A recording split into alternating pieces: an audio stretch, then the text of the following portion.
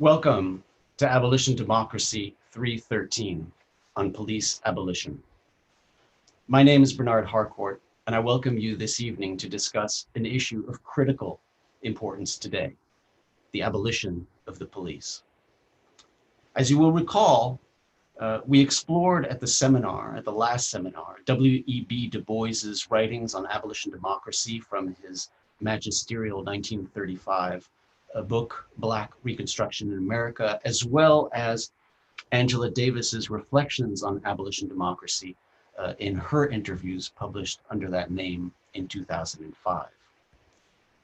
We emerged from that seminar with a far better grasp of the ambition of abolition democracy, the ambition to not just abolish our punitive society and the institutions of racial injustice, but more positively, to envision and place and put in place the framework and the institutions to create a just society. We spoke of the need for new practices of education and for justice in education. We spoke of the need to transform economic relations, one of the most central forces in Du Bois's and Angela Davis's work. We spoke of abolishing the practices and institutions tied to the repression of Reconstruction and to the reign of terror that followed the Civil War, especially in the South. That brings us today to one of the central institutions in that arsenal of repression and racial injustice, the police. Policing and criminal law enforcement were and are today what I have come to call the linchpin in the new mechanisms post-slavery to recreate a racial hierarchy in this country. The police, with its long legacy going back to the function of maintaining slavery and the social ordering of the antebellum period, with its history of facilitating and collaborating with decades of terror, with the Klan, with lynchings, with its practices in the 20th century of racial profiling, broken windows policing, hyper-militarized policing, and now that we are able to see it, now that we are able to record it, with the atrocity of constant, repeated, unending police killings of young Black men and women.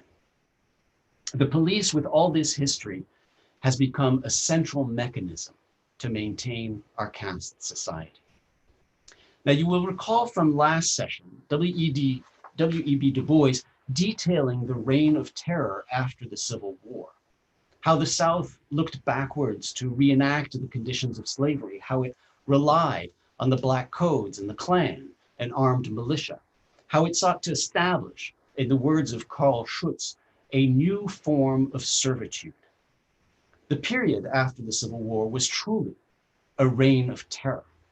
And I would just return to this passage on page 671 of Du Bois's remarkable work, Black Reconstruction, where Carl Schurz describes what was going on. But planters held back their former slaves on their plantation by brute force. Armed bands of white men patrolled the country roads to drive back the Negroes wandering about.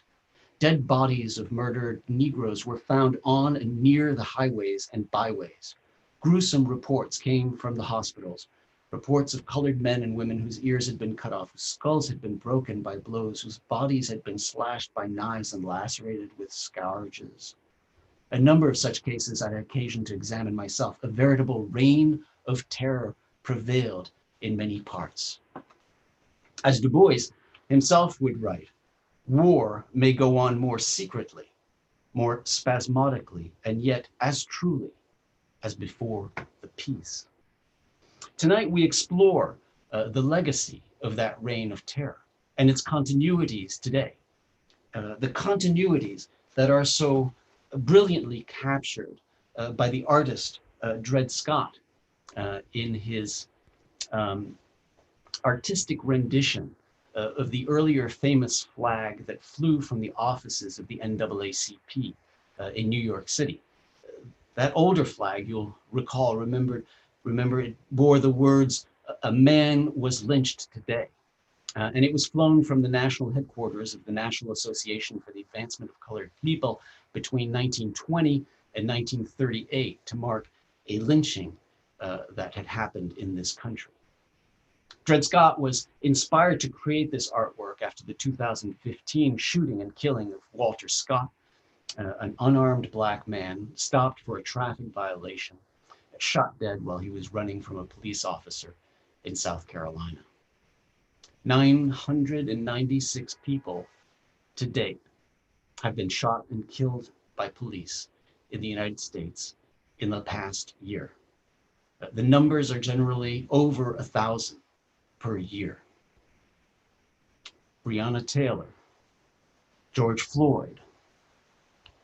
Just in October, Jonathan Price, Fred Williams III, Marcellus Stinnett, Mark Bender, Walter Wallace Jr., just a few days ago in Philadelphia. And before that, so many other young Black men and women, such as Matthew Felix, a 19-year-old young man who was shot multiple times and killed in front of his home in Queens in February 2020. Matthew Felix was unarmed, posed no threat, and the officers who shot and killed him in Queens were plainclothed Nassau County police officers who were outside of their jurisdiction when they took his life. Tonight we will explore that one key institution, the police. The history is damning, not just in the origin stories of policing, which in important respects trace to slave patrols in this country, but in the history of police violence, a form of terror that is being felt across America today.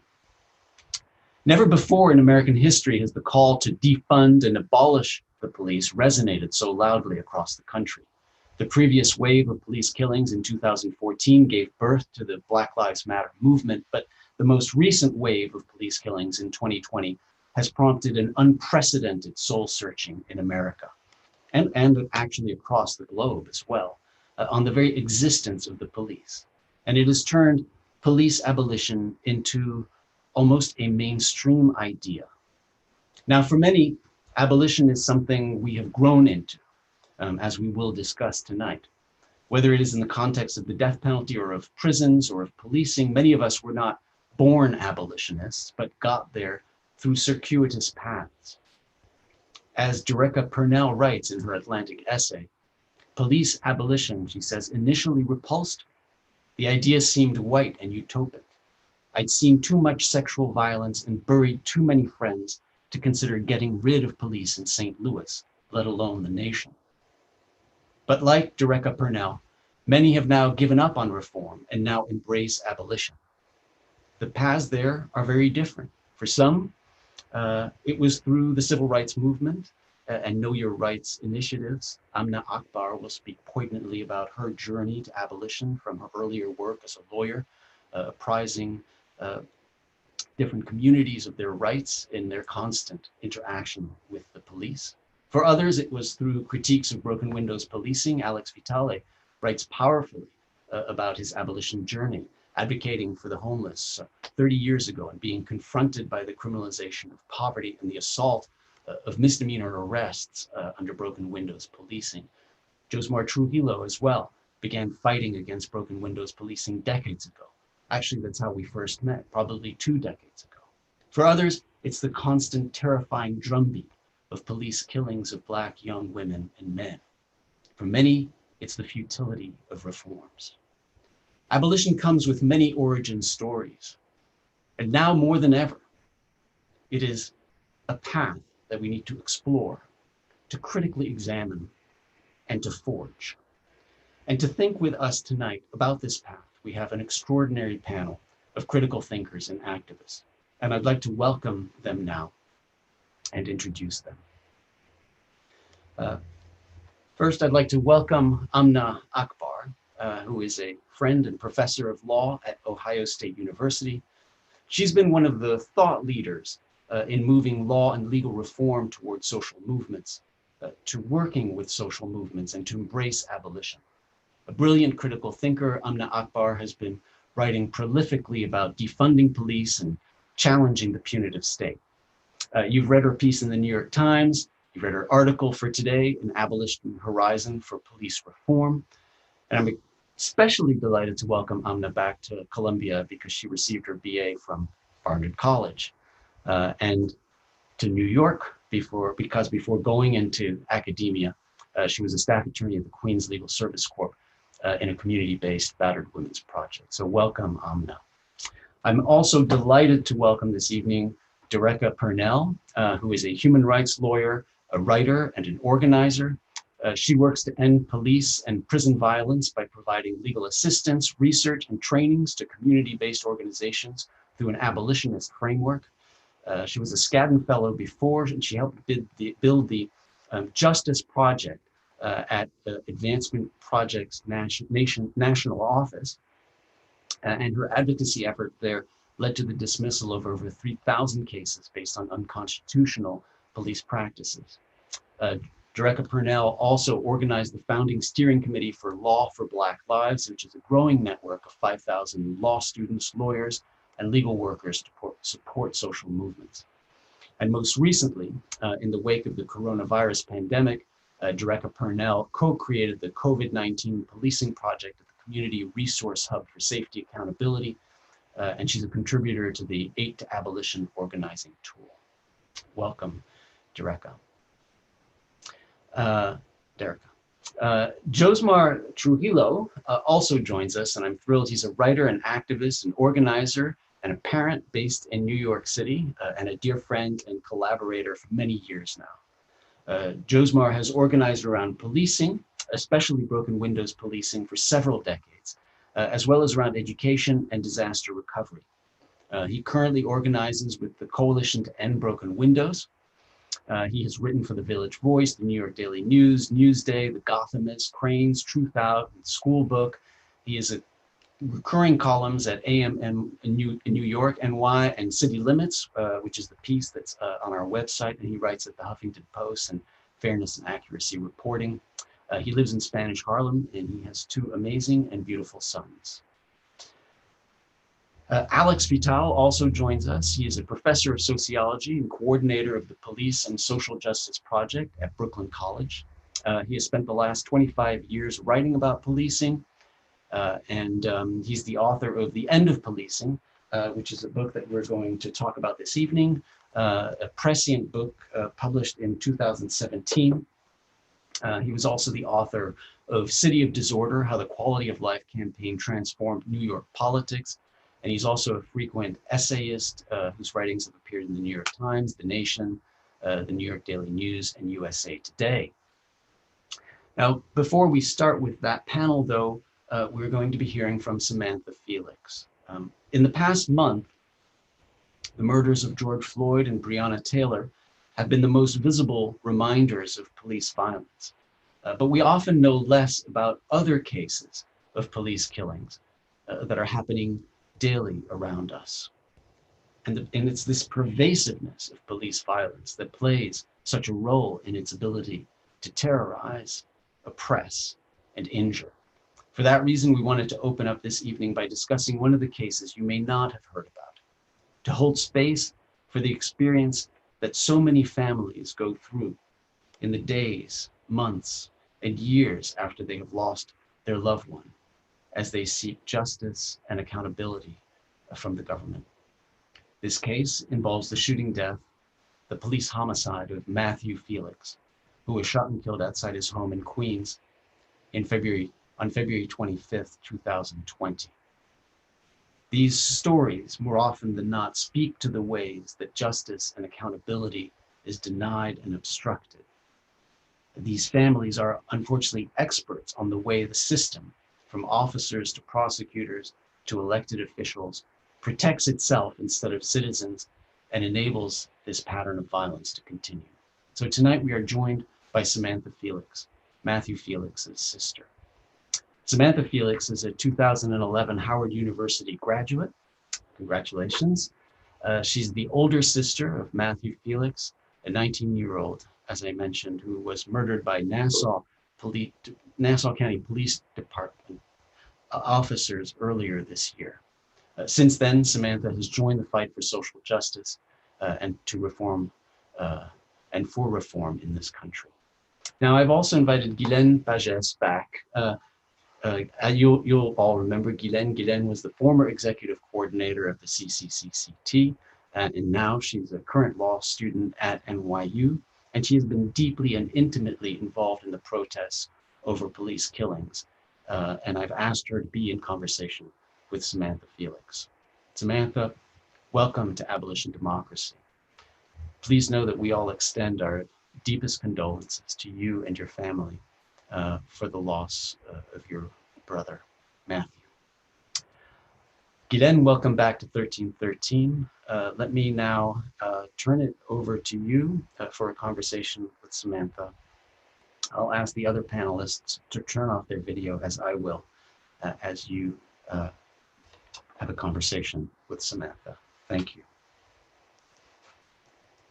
Thank you so much for that introduction. And yes, I want to deeply echo what Professor Harcourt has said, and thank you for being here. I imagine that having to speak on this so frequently, both in advocacy and also just in the legal process that you're going through, is daily a new trauma, especially with the news focusing on what it is.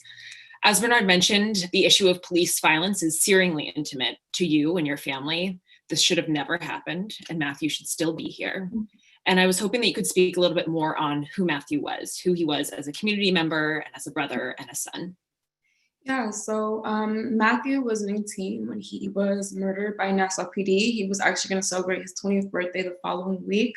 So it was only him, my mother, and I in the household. So he really acted as the man of the household. He was very protective of my mother and I. You know, if something was broken in the house, he would be the one to fix it. I don't know anything about cars, and so he would be the one to help me with my car trouble.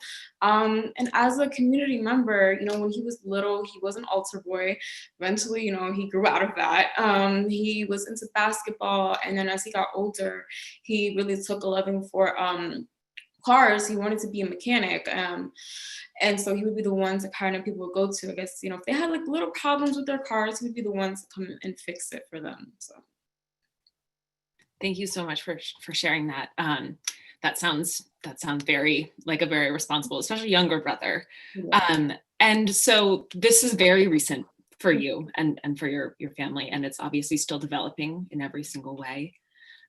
Since this happened in February, what information have you been able to get about that day, and who in government or in police has been most helpful, if anybody? See, that's the thing. We haven't gotten any answers, and it's been 8 months. And the scary part is, like, we don't know how many officers were involved. We don't know the names of these officers. We don't have any unedited footage of what happened. So, and we live like less than 10 minutes away from Nassau County. We're from Queens, but it's scary to think that I could go to Nassau County and then I would see a patrol car and it could be one of the cops who murdered my brother. So we haven't gotten any answers. The Attorney General's office of Tish James is handling the case, and we've just been getting the runaround. As far as like officials, we have reached out to some officials, and they've tried to help. They've tried to reach out to the Attorney General's office, and they too have been getting the runaround. So it's been a very frustrating process with no answers. Yeah, wow, that element of the officers still potentially being out there on the beat is incredibly troubling, and I think speaks to like the very low bar that that families and advocates usually ask for at least a suspension to happen after one of these things happen. Has there been any, what is the reason you've been given for not having the names of these police officers, or for no one taking immediate action after something that is so clearly inexcusable happened? Yeah, the way our family has been treated has kind of been as if they just don't want to associate themselves with this case. Like first, we went to Nassau, when this first happened, we went to Nassau PD. Nassau PD basically wiped their hands off from the situation and said, go to NYPD, because NYPD, they transferred the case to NYPD since it was in their jurisdiction. When we went to NYPD, it's like, sorry, the Attorney General's office now has the case. And then when we go to the Attorney General's office, it's sorry, it's an ongoing investigation. We can't give you any information. So that's been our whole process dealing with the police and the Attorney General's office. That's infuriating. It is. Yeah. I mean, my next question was going to be if there's been any acknowledgement that as an understatement that something inexcusably wrong has happened.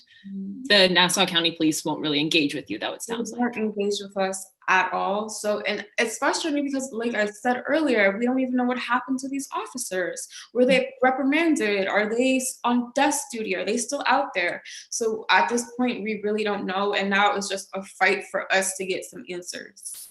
Mm-hmm. Has any part of this engaging with any of the elected officials given you, has it seemed like those efforts were in good faith, those initial responses from the Attorney General's office? Did they seem like they were in good faith, or did they seem like they were kind of saying something to placate you and then not taking action? So as far as the elected officials who did reach out, we did have some that have been very helpful in the process, well, trying to be helpful. Unfortunately, even with the elected officials pushing for it, still hasn't garnered any answers. So they're still giving them the runaround. So even though we appreciate the effort that we have been given, it still hasn't gotten us anywhere. Yeah.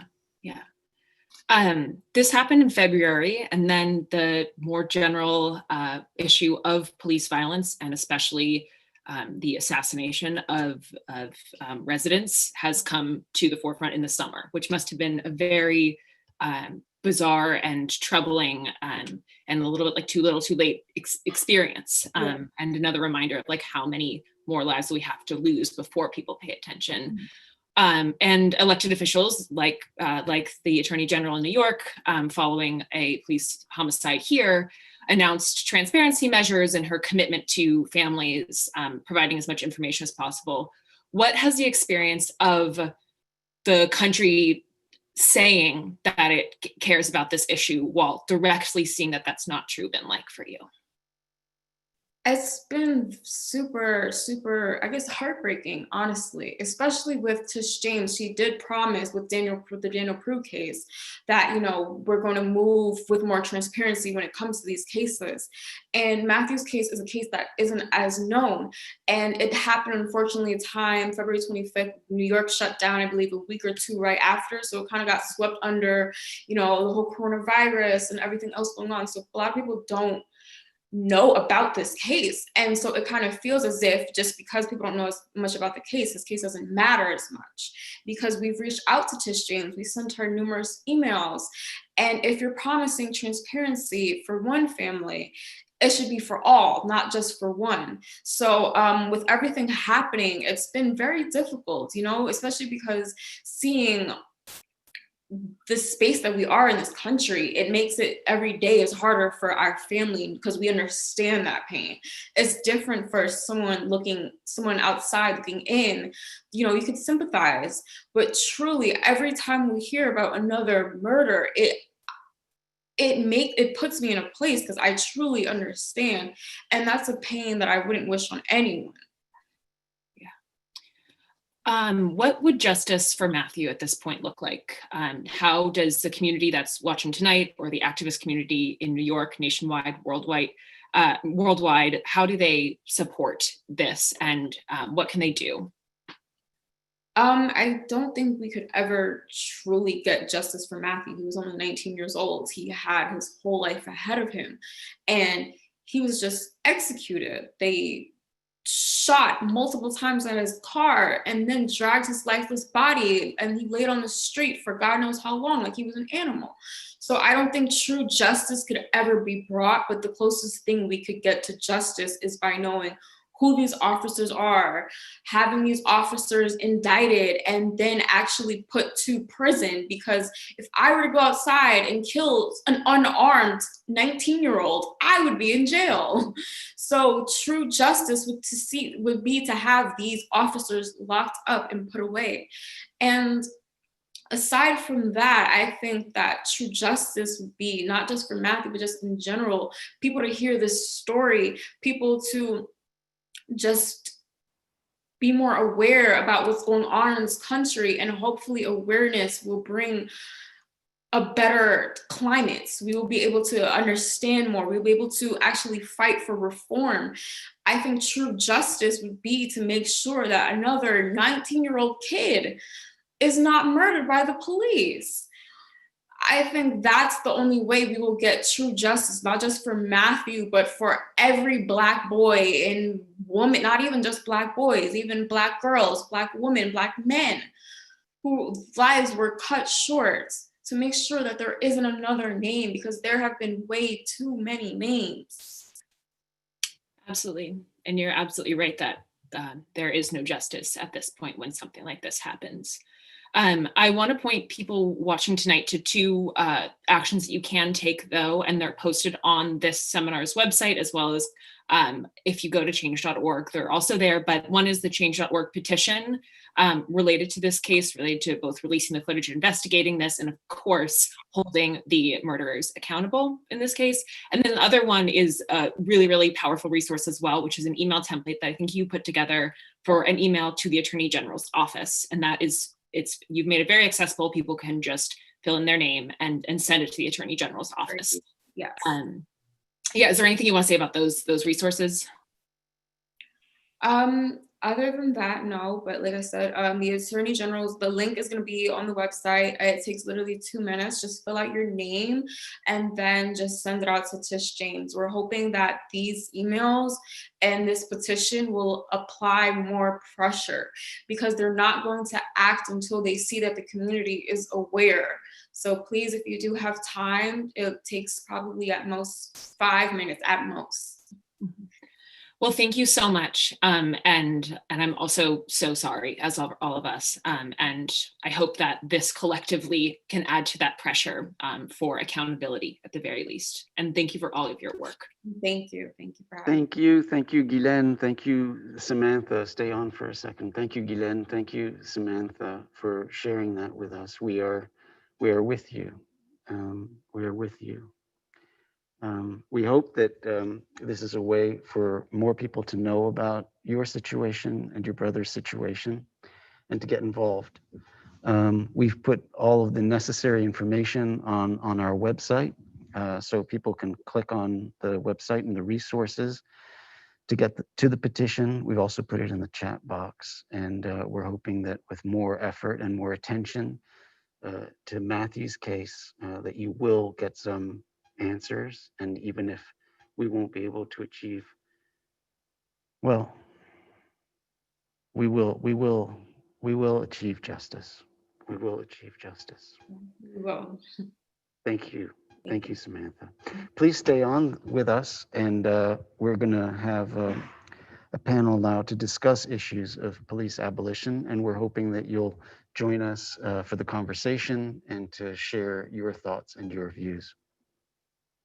So let me invite Amna, Derecka, and Josmar and Alex to come on, and we're going to start with Amna's intervention. As I mentioned, Amna is a dear friend and professor of law at Ohio State University, and she will be starting as soon as the camera functions, which is now. So if you can unmute yourself. Thank you so much, Amna, and welcome. Thanks, Bernard. I want to thank Bernard and the center and to Sam for talking to us about your brother, Matthew. When I looked at the petition, I saw that we're up to 127 and the goal is 200, and we have 144 people here. So it seems like if we all click on that link, we can meet this goal for the current petition. So just want to encourage people to do that. I'm a little bit of a terrible academic in that I don't stay focused. So I'm not quite talking about either my paper or my response today. I'm talking a little bit more about the question of what we build. Because from Angela Davis and Ruth Wilson Gilmore and Critical Resistance to Charlene Carruthers, Miriam Kaba, BYP 100, Mihente, and Detention Watch Network, prison and police abolitionist intellectuals and organizers talk about the centrality of vision to abolition, that abolition is not just about undoing, it is about doing, that abolition is not just about deconstructing, it is about building. Abolition is not just about burning, it is about assembling. Abolition is about remembering and rooting in traditions of resistance, imagination, and world building that people all over the world have engaged in, and in particular, the long Black freedom struggle. It's not just about saying prisons and police are racist, classist, misogynist, death-dealing institutions. It's about asking what institutions we might build to foster society based on people and life over profit and accumulation, to advance a society where we're all equal and we aren't valued or devalued based on our race, gender, class, or ability. It is an invitation, as Derecka writes and speaks about so powerfully, to extract ourselves from a punitive society and a punitive mindset, to build one of care, to stand in solidarity with people directly impacted by mass criminalization, poor, working class, immigrant, disabled, queer, trans, Black and brown people, and all the various ways that solidarity demands. To question our modes of working, whether that's producing scholarly work or putting on know your rights trainings or organizing. To question our modes of living, whether that's organizing within our workplace, protesting and contesting, thinking about when and why and to what end we call the police, or how and why we live in a world of private property, or building mutual aid networks in our neighborhoods and communities. To question our modes of being, why we spend so much time working rather than living, sleeping, engaging in leisure, or the meaning-making activities we might if our survival didn't depend on our wages. I want to focus on building today because even though we don't have a mass constituency for abolition, as Bernard talked about, abolitionist ideas, praxis, and campaigns have growing people power behind them due to decades of organizing, due to the uprisings in Minneapolis in response to Derek Chauvin's brutal murder of George Floyd, to the absolute failure of liberal police reform to mitigate violence. Liberal police reform agendas that, in contrast, have expanded police budgets and continually re-legitimated police again and again and again in the face of repeated crises and killings and violence and ticketing and fining and feeing and so on. In different ways, we've all been learning together the centrality of violence and extraction to policing and the failure of liberal reform. And we're also living in a time where a large ecosystem, a growing ecosystem of left social movements, those organizing for racial and gender justice, for abolition, socialism, against capitalism, are making demands about what we must build. And so my provocation for the night is to focus less on how to respond to the law and order types or even the liberal reformers, but rather how to think about the possibilities of building larger movements committed to political, economic, and social transformation if we focus on the connective tissue between today's movement demands, where you're increasingly seeing an intersection of anti-racist, anti-capitalist critique, and a vision of racial justice, gender justice, abolition, democracy, and socialism. It's not worked out, it's not perfect, there are debates and disagreements and factionalism, and surely our movements have much, much, much kind of space and time to grow. But there's also something being born right now that's worth attending to and that this series is exploring. As the long summer of protests revealed, we're living through a material and ideological crisis. People's basic needs are not being met, not by the state or the market. And so we're living in a time where we're seeing all sorts of grassroots demands to transform our built environment, our relationships with one another, and the earth, to abolish prisons and police, yes, but also to abolish rent, debt, borders, billionaires, to decommodify housing and healthcare, to decolonize land, to build robust forms of collective care, and to exercise more collective ownership, or at least to have more say over how our collectively generated wealth is spent at the city, state, and federal level. Some people are reimagining the state, and others are dreaming beyond it. But these are more than dreams. These are demands from the grassroots that are remaking our political vocabulary and its grammar and redefining the terrain of political, economic, and social struggle at every level of our communities. These are demands for a democratic political economy. They're demands for abolition democracy. And they're being articulated in all sorts of formats, on the streets, in chants and on placards, in direct actions and organizing meetings around dinner tables, in electoral and legislative campaigns, in policy platforms, op-eds, scholarly books and articles, toolkits, and more. And as you all know, the demands increased in frequency and volume this summer into the fall and the winter as the fires continue to burn in California and Oregon. The coronavirus continues to take its toll on the country, in particular, or with particular brutality in our systems of human caging, and the violence of policing continues unabated. Millions of working class people, the vast majority without a college degree, and many Black, brown, disabled, and immigrant, and exposed to criminalization or criminalized every day, continue to do the essential devalued labor that makes our economy function at great peril to themselves and their families. Staggering numbers of people are hungry, without work or healthcare, debt-ridden, unable to make rent. Meanwhile, Jeff Bezos has almost doubled his wealth from $114 billion to $200 billion. Almost 230,000 people have died. So it's from the virus. So it is simultaneously a time of extraordinary despair and suffering, and one of radical hope and resilience. It's a time to stop, listen, and rethink, to work in solidarity with working class people and grassroots rebellions against the status quo rather than in service of precedent. It is more clear now than it ever has been in my life why the logic of neoliberalism and anti-Black racism built into the very infrastructure of our lives makes us all less free. And so today's demands are not about rights or discrimination, diversity or recognition, additional criminalization or training. They are demands for a say-so and how we spend our collective wealth, how we relate to the land and the infrastructure in which we live.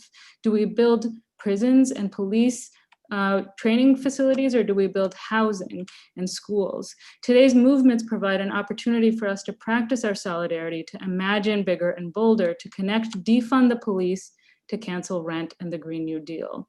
Of course, this logic is baked right into many of the campaigns to defund, divest, and dismantle carceral architecture.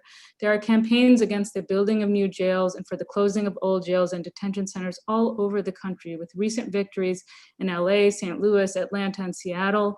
Chicago and Durham organizers have campaigned against the building of police training facilities and headquarters. The call to divest from the carceral state is often accompanied with a demand to build infrastructures of care. A youth development department, universal health care, guaranteed jobs, universal basic income, social workers, nurses, and counselors, money for Black, Indigenous, and people of color-led organizations through participatory budgeting, which alongside people's budgets are on the rise in the United States. When demands to divest are paired with demands to invest elsewhere, campaigns point to neoliberalism's lack of regard as a contingent political choice based in part on how tax dollars and our collective wealth are spent. They posit an alternative to cutting taxes, gutting social welfare programs, piling on carceral fines and fees, criminalizing the poor, and financing billions of dollars of infrastructure for an unprecedented carceral state. To raise taxes on the wealthy rather than to fine and fee the poor, to house rather than jail the houseless. These campaigns raise a fundamental challenge to our system of laws and the shape of the neoliberal state, where there is no money for healthcare or personal protective equipment or housing, but there is all the money in the world for police, military, and their weapons. Thank you, Amna. Thank you so much for doing what you just did, because it ties so importantly to what we were talking about at the last seminar in terms of abolition democracy. And there are actually three levels, as I heard you, that are so important. I mean, of course, it's not only the negative abolition, but the positive of creating institutions, but more than that, in the kind of ambiguities that we saw last week in the notion of abolition democracy, it became clear that kind of the fragility of the ideal is connected to economic considerations. So it's not just negative, but positive. But in addition to the positivity of thinking about building, assembling, doing, it's also thinking about the political economic questions of rent, of care. So thank you so much for kind of putting all of that on the table for us. Let's turn now to Derecka Purnell. Welcome and thank you for joining us, and thank you for all of your extraordinary work. Let me turn it to you. Of course. Thank you so much for the invitation, for the panel and the storytelling that we heard just before, and the level of advocacy, and for Amna for kicking off this panel. And so I'm going to just try to respond to some of the questions you initially posed to us in the email, and hopefully that can lead to fuller discussion later. And so I am going to offer, I guess, my personal chronology towards the idea of abolition and the abolition democracy, when it actually starts with Fred Moten and Stefano Harvey's The Undercommons, which was a text that I read as a part of a student movement while I was at Harvard Law School, the Belinda Hall student movement. And we were on a journey to develop our political analysis around the demands that we wanted to use against the school. And ultimately, through our political education, we realized that we were making demands on ourselves and demands on our broader society. And so in the Undercommons, you know, there's this conversation between Fred and between Stefano, and what they do is they have a response to how Ruth Wilson Gilmore describes racism and its relationship to premature death. And in their response, they say, what is the difference between this and slavery? What is, so to speak, the object of abolition? Not so much the abolition of prisons, but the abolition of a society that could have prisons, that could have slavery, that could have the wage, and therefore not abolition as the elimination of anything, but the abolition as the founding of a new society. And so reading this as a law school student just disrupted so much of what I thought of the law and the purpose of legal systems. But still on this journey of building political education with my comrades in that struggle, we read and took on other texts. And so by the time I was reading Abolition Democracy by Angela Davis, I had already been introduced to some of the conversation through the Undercommons, right? And so I'm sure last week, if you talked about abolition democracy, you talked about abolition in a negative sense. And, you know, Davis extrapolates, you know, from Du Bois abolition, the abolition that did not happen during Reconstruction in a positive sense, that after the war and emancipation, most of the Black people were roughly in the same condition that they were in before. And in some cases, even worse, because not only were they not free, they were in debt, they were harmed, they were killed, as you described in your introductory comments. What I also love about Black Reconstruction is even how Du Bois gives us a lot of nuance around the abolitionist struggle and the anti-slavery movement. Right? He shows us which abolitionists are calling for a deeper transformational society, who are calling immediately for, you know, suffrage for people who are leaving the plantation. And he's criticizing the abolitionists who were bought and sold on this idea of the American assumption that, you know, Black people should be left to their own devices to have a peek of this, a piece of the capitalist pie that so many other people were taking with land and with opportunity to have a lot and to build wealth. And that American assumption, unfortunately, you know, it caused a division, which was great because I think polarizing, it sharpens our principles, it sharpens our politics, it sharpens how we do this work. But it just, for me, it de-romanticized what it meant to be an abolitionist, because there were abolitionists then who were still beholden to oppressive systems like capitalism. And so through Du Bois, you know, and through Angela Davis, I ultimately got to Critical Resistance. And on their website, this pamphlet that they upload, they have, we take the name abolitionist purposely from those who called for the abolition of slavery in the 1800s. Abolitionists believed that slavery could not be fixed or reformed and needed to be abolished. And as prison industrial complex abolitionists today, we do not believe that reforms can make the PIC just or effective. Our goal is to not improve the system, it is to shrink the system into non-existence. And so immediately when I think about abolitionists, I think of people like Harriet Tubman and Frederick Douglass. And there's a part of that description that reminded me of something that Frederick Douglass said in his autobiography. So Frederick Douglass for me is a very, very, very important character, politicizing figure, especially for my development around abolition, because there were so many times that he called it to question the law and the notion of dehumanization. You know, he has these lines where he says, look, white people know that Black people have the human capacity to understand the law. Otherwise, why would there be so many more laws where Black people could be punished by death and so many fewer laws that white people could be punished by death? Clearly, they understand that we have some capacity to know right from wrong, and they regulate that behavior. And he would take all of these instances of oppressive laws and just show the absurdity and the contradiction of the oppressive systems. And my favorite fact about Frederick Douglass is that he beat his slave breaker and he won, and he lived to tell the tale, right? And so during slavery, slave breakers had this reputation for being especially good and brutal at disciplining enslaved people who were slow, who were mouthy, or otherwise considered rebellious, right? And so Douglass's former slavers sent him to this breaker. And after being beat, he resolved to never be beat again. He said, this is not going to happen. So the next time this man lashed out, Frederick struck him repeatedly, and that was the last beating he ever had. And so while beatings on the plantation, especially off the plantation, were normal, they were regular, they were routine, they were possible because of the fact of the plantation. Right. So we take violence to be wrong, but what's important that Frederick pushes us to think about is that they were possible because of the fact of the plantation. And so they weren't simply problematic just because they beat people. They were problematic because they operated under a system that was completely unjust. So writing in his autobiography, he says, it was slavery, not its mere incidences, that I hated. So slavery as a system was wrong, not just the harms that it created.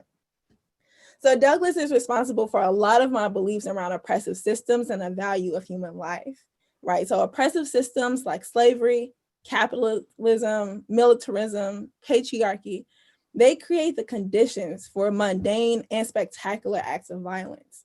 Police killings, for example, are incidents of those acts of violence, right? They're incidents of the carceral state. Much like the broader, there's a much broader system, a violent system of criminalization and caging to protect the land, the labor, and capital of elites.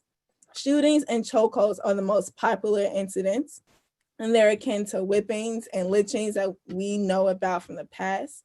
And people often rise up in response to the viral video footage of white arms wrapped around brown necks, or knees and neat slacks bending to the spines of Black men whose bellies bump against the concrete. But Douglass instructs us to interrogate and even hate the violent systems where the incidents occur. So for me, it is policing, not as mere incidents, that I hate. And like slavery and all of its lesser forms, policing must be abolished. Thank you.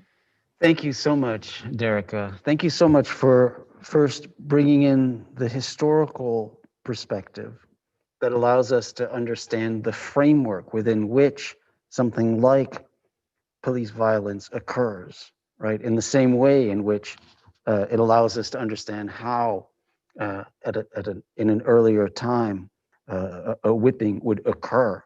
So thanks for that history. Thanks for the theoretical framework. Thanks for bringing in Moten and Harney, whose work we had studied here at Columbia a couple of years back in Praxis 1313. I added the site to the chat box because it was a really good conversation with Jack Halberstam and others. Yes, thank you for posing both the kind of embeddedness, the historical embeddedness, and a theoretical embeddedness to understand kind of the resistance, also within a framework, as you yourself suggested, of abolition democracy. Thank you. We are going to hear next from Josmar Trujillo, who is going to turn on his video now and join us here. Thank you, Josmar. Thanks for joining us. Make sure there you go, unmute yourself. And you've been working on these issues for decades. So let me turn it over to you. Sure, thanks. Thanks, Bernard. So first, I want to just take some time to just, say that for me, abolition is a journey. and I think I've been influenced by everyone here on this panel, including yourself, Bernard, either through your writing or your research on my own journey. So I just wanted to say thanks to all of you who've, I think, helped piece together a lot of my own understanding.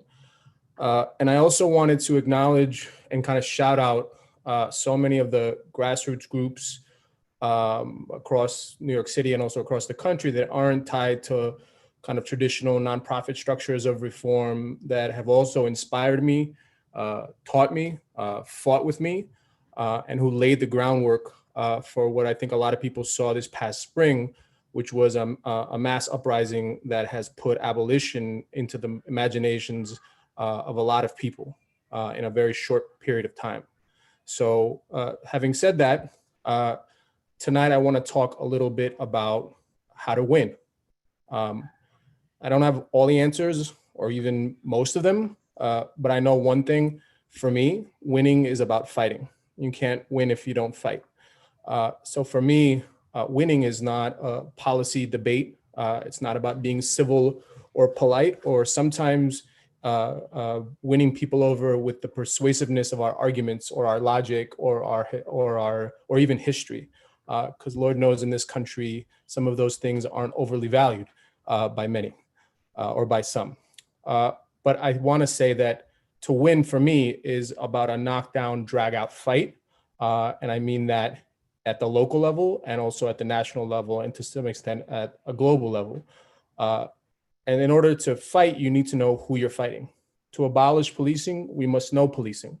When I first came into contact with activism around policing, or people who were activists or organizers, the first thing that I was told as a person who was not into political organizing at the time was that I should know my rights. This was, to me, as someone who had been stopped and harassed growing up in New York City in the 80s and 90s, kind of felt like the harassment that I faced was because of some lack of knowledge or incompetence on my part.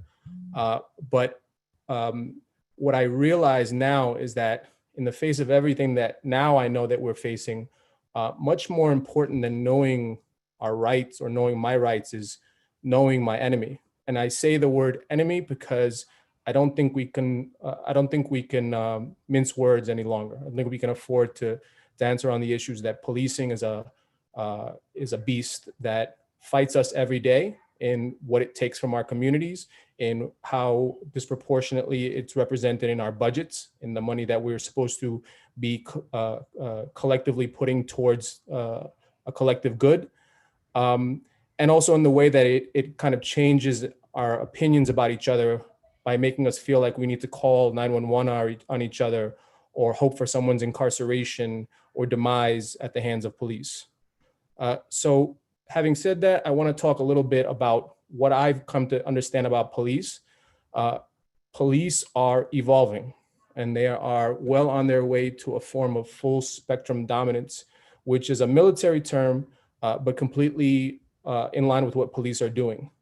Take, for example, two horrifying developments that have come out in the last few years. To start with, predictive policing. As activists and journalists have shown, predictive policing draws a direct line from counterinsurgency overseas to poor communities of color in our cities today. Police drones and surveillance.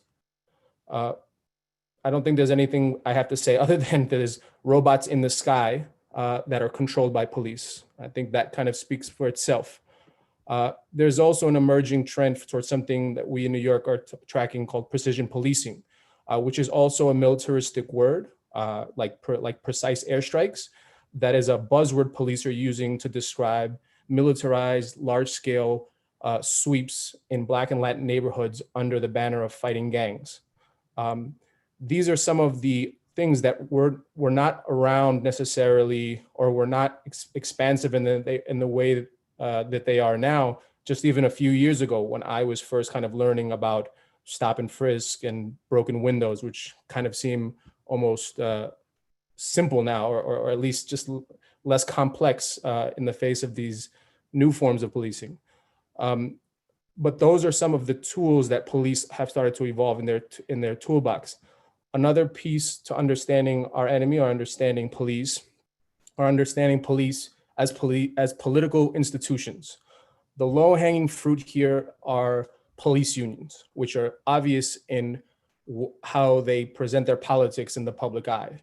In New York City, through what the police unions say and do, they really don't hold back. But that's the low-hanging fruit. There are other pieces. Police foundations. These are public-private piggy banks, which is kind of a pun right there, for police to have access to even more money, private money, money from real estate developers, money from the 1%, money from the richest people in our society.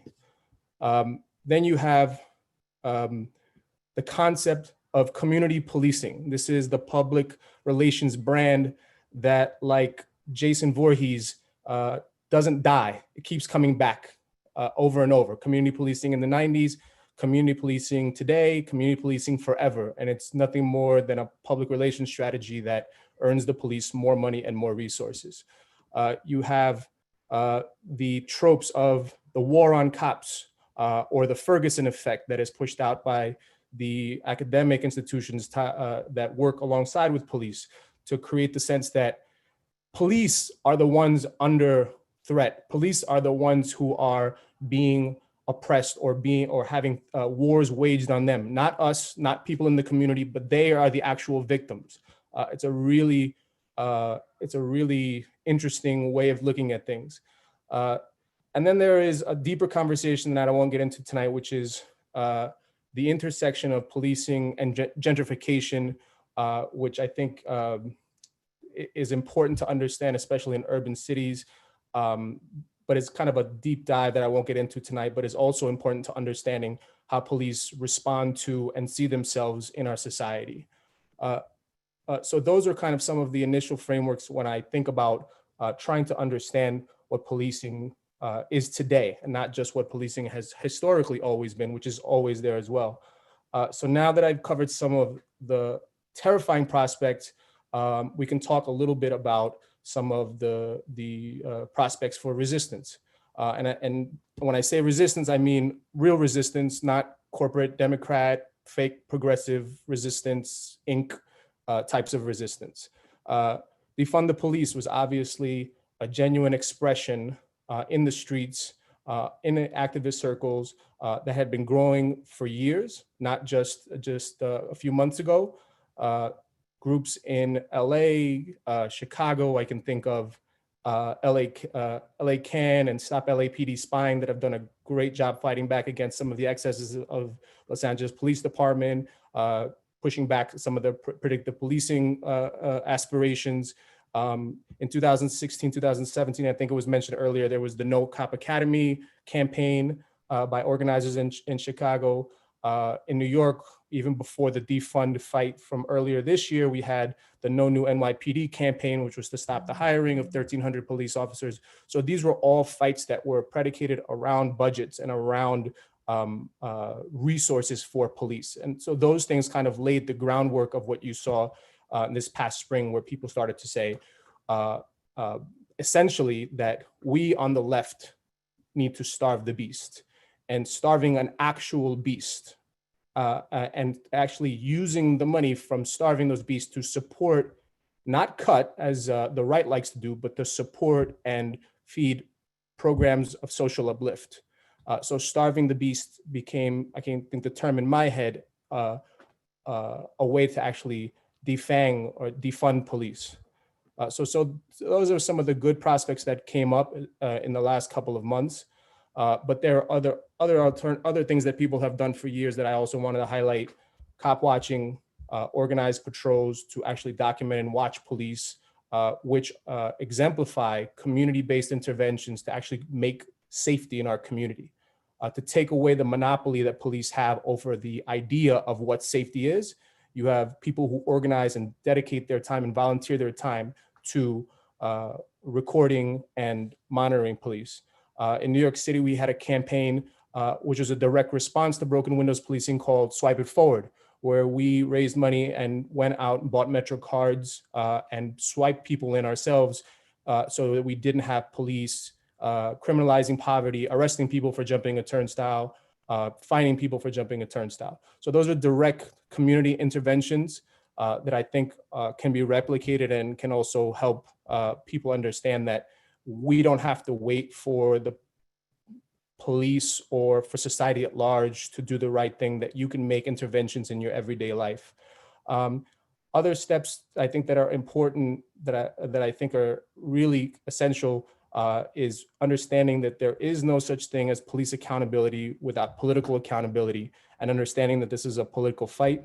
I'm sure Alex will talk about this a little bit, because he helped me understand through some of his writings the politics here in New York City, and how quality of life came to be embraced here locally in a supposedly liberal city.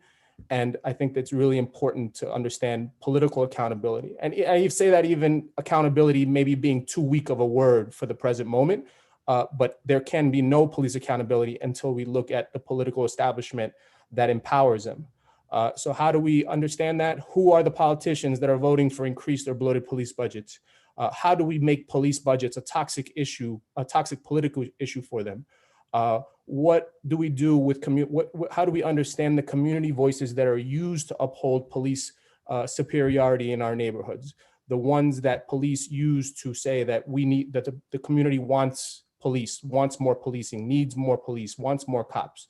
What do we do about media and how they represent or misrepresent the problems of policing in our communities, or the need for policing in our communities, how they exaggerate and exasperate a notion of deviancy in our communities to make policing seem like the logical solution for things.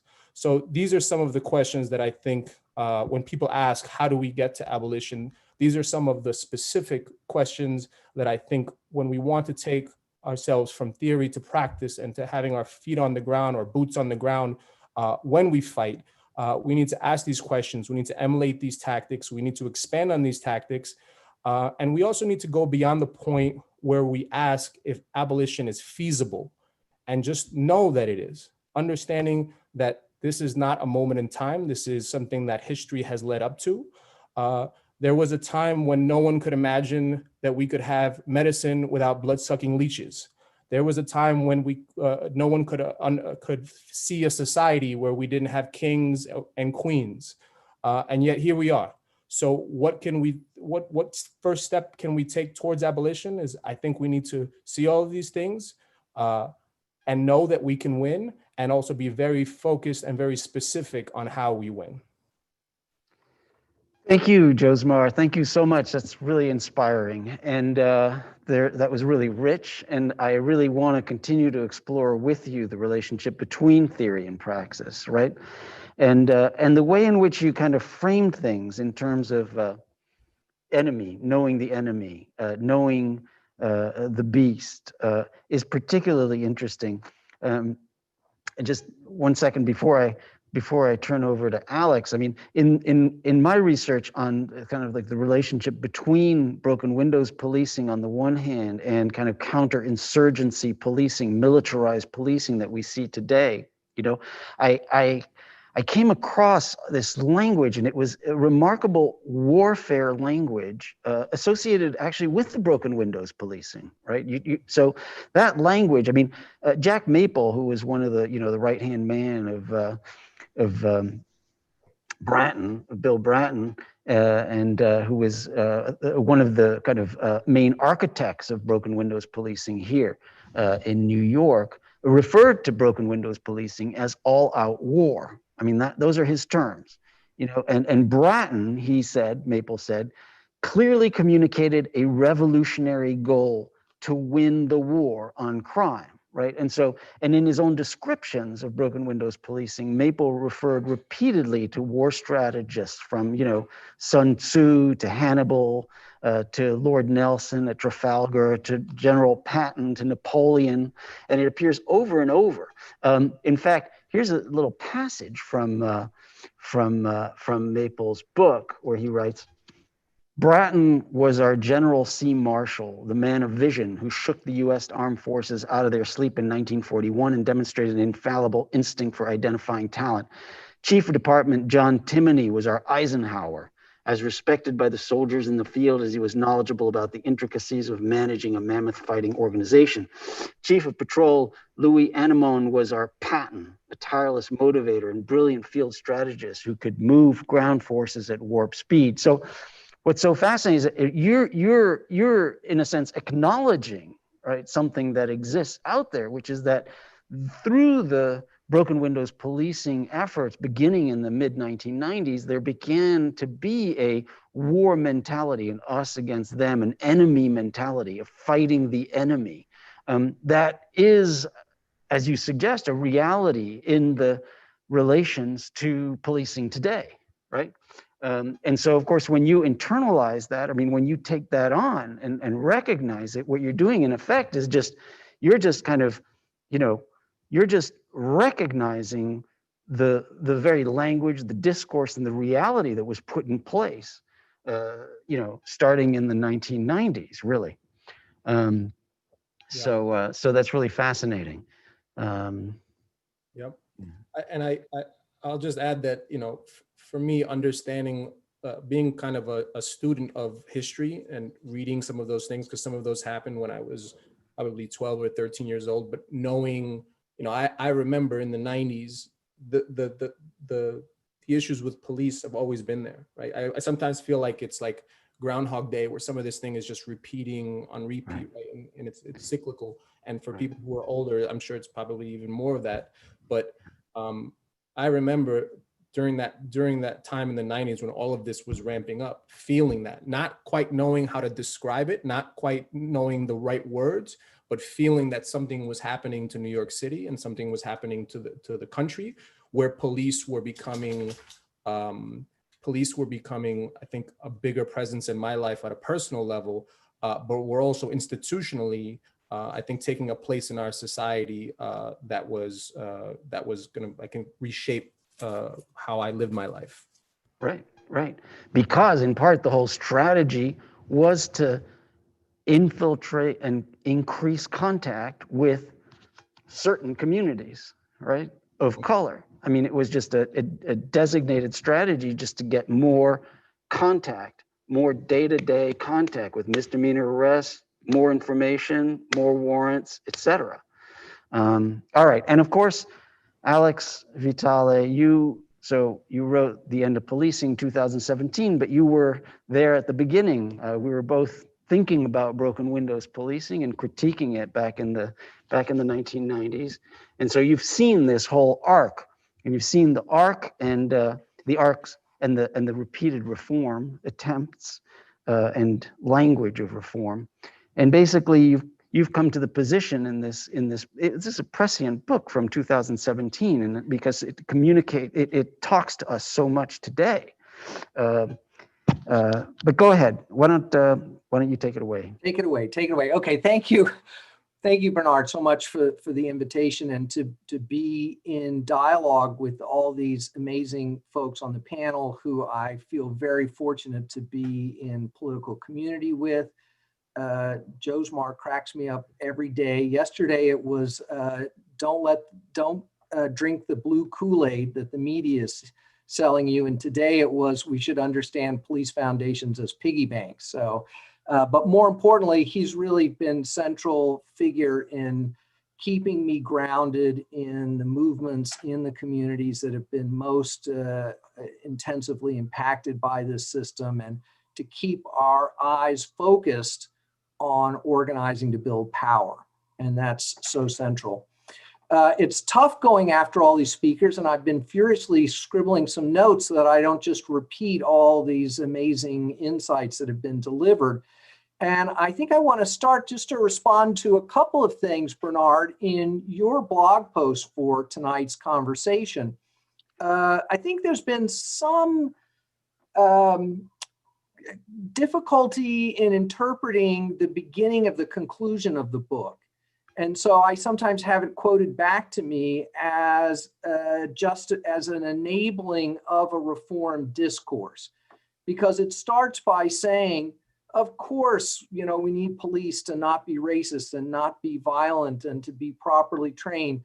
But then it goes on to say, but none of this is possible None of this is really possible in the current environment. So that I think part of it is I need to sort of rework that section. We are working on a second edition of the book to make it clear, not that I'm advocating for those things, but more that I understand the reason we want those things, because those are such obvious deficits in the policing that we receive. But the solution is not to try to give us those things. It's to address these fundamental questions about why we're using police in the way we are. So let me just dive a little bit into this question of reform and think about the forces behind reform.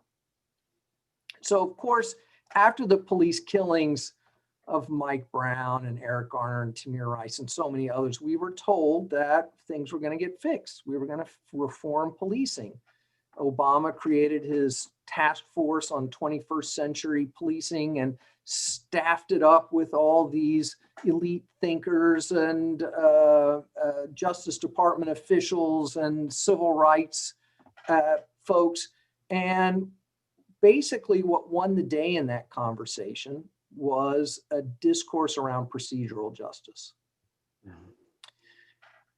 Procedural justice is rooted in this literature that is very robust, that says that when actors in the criminal justice system take the time to explain to people what's happening to them, give them a chance to respond, follow proper procedure, that people feel better about the outcome.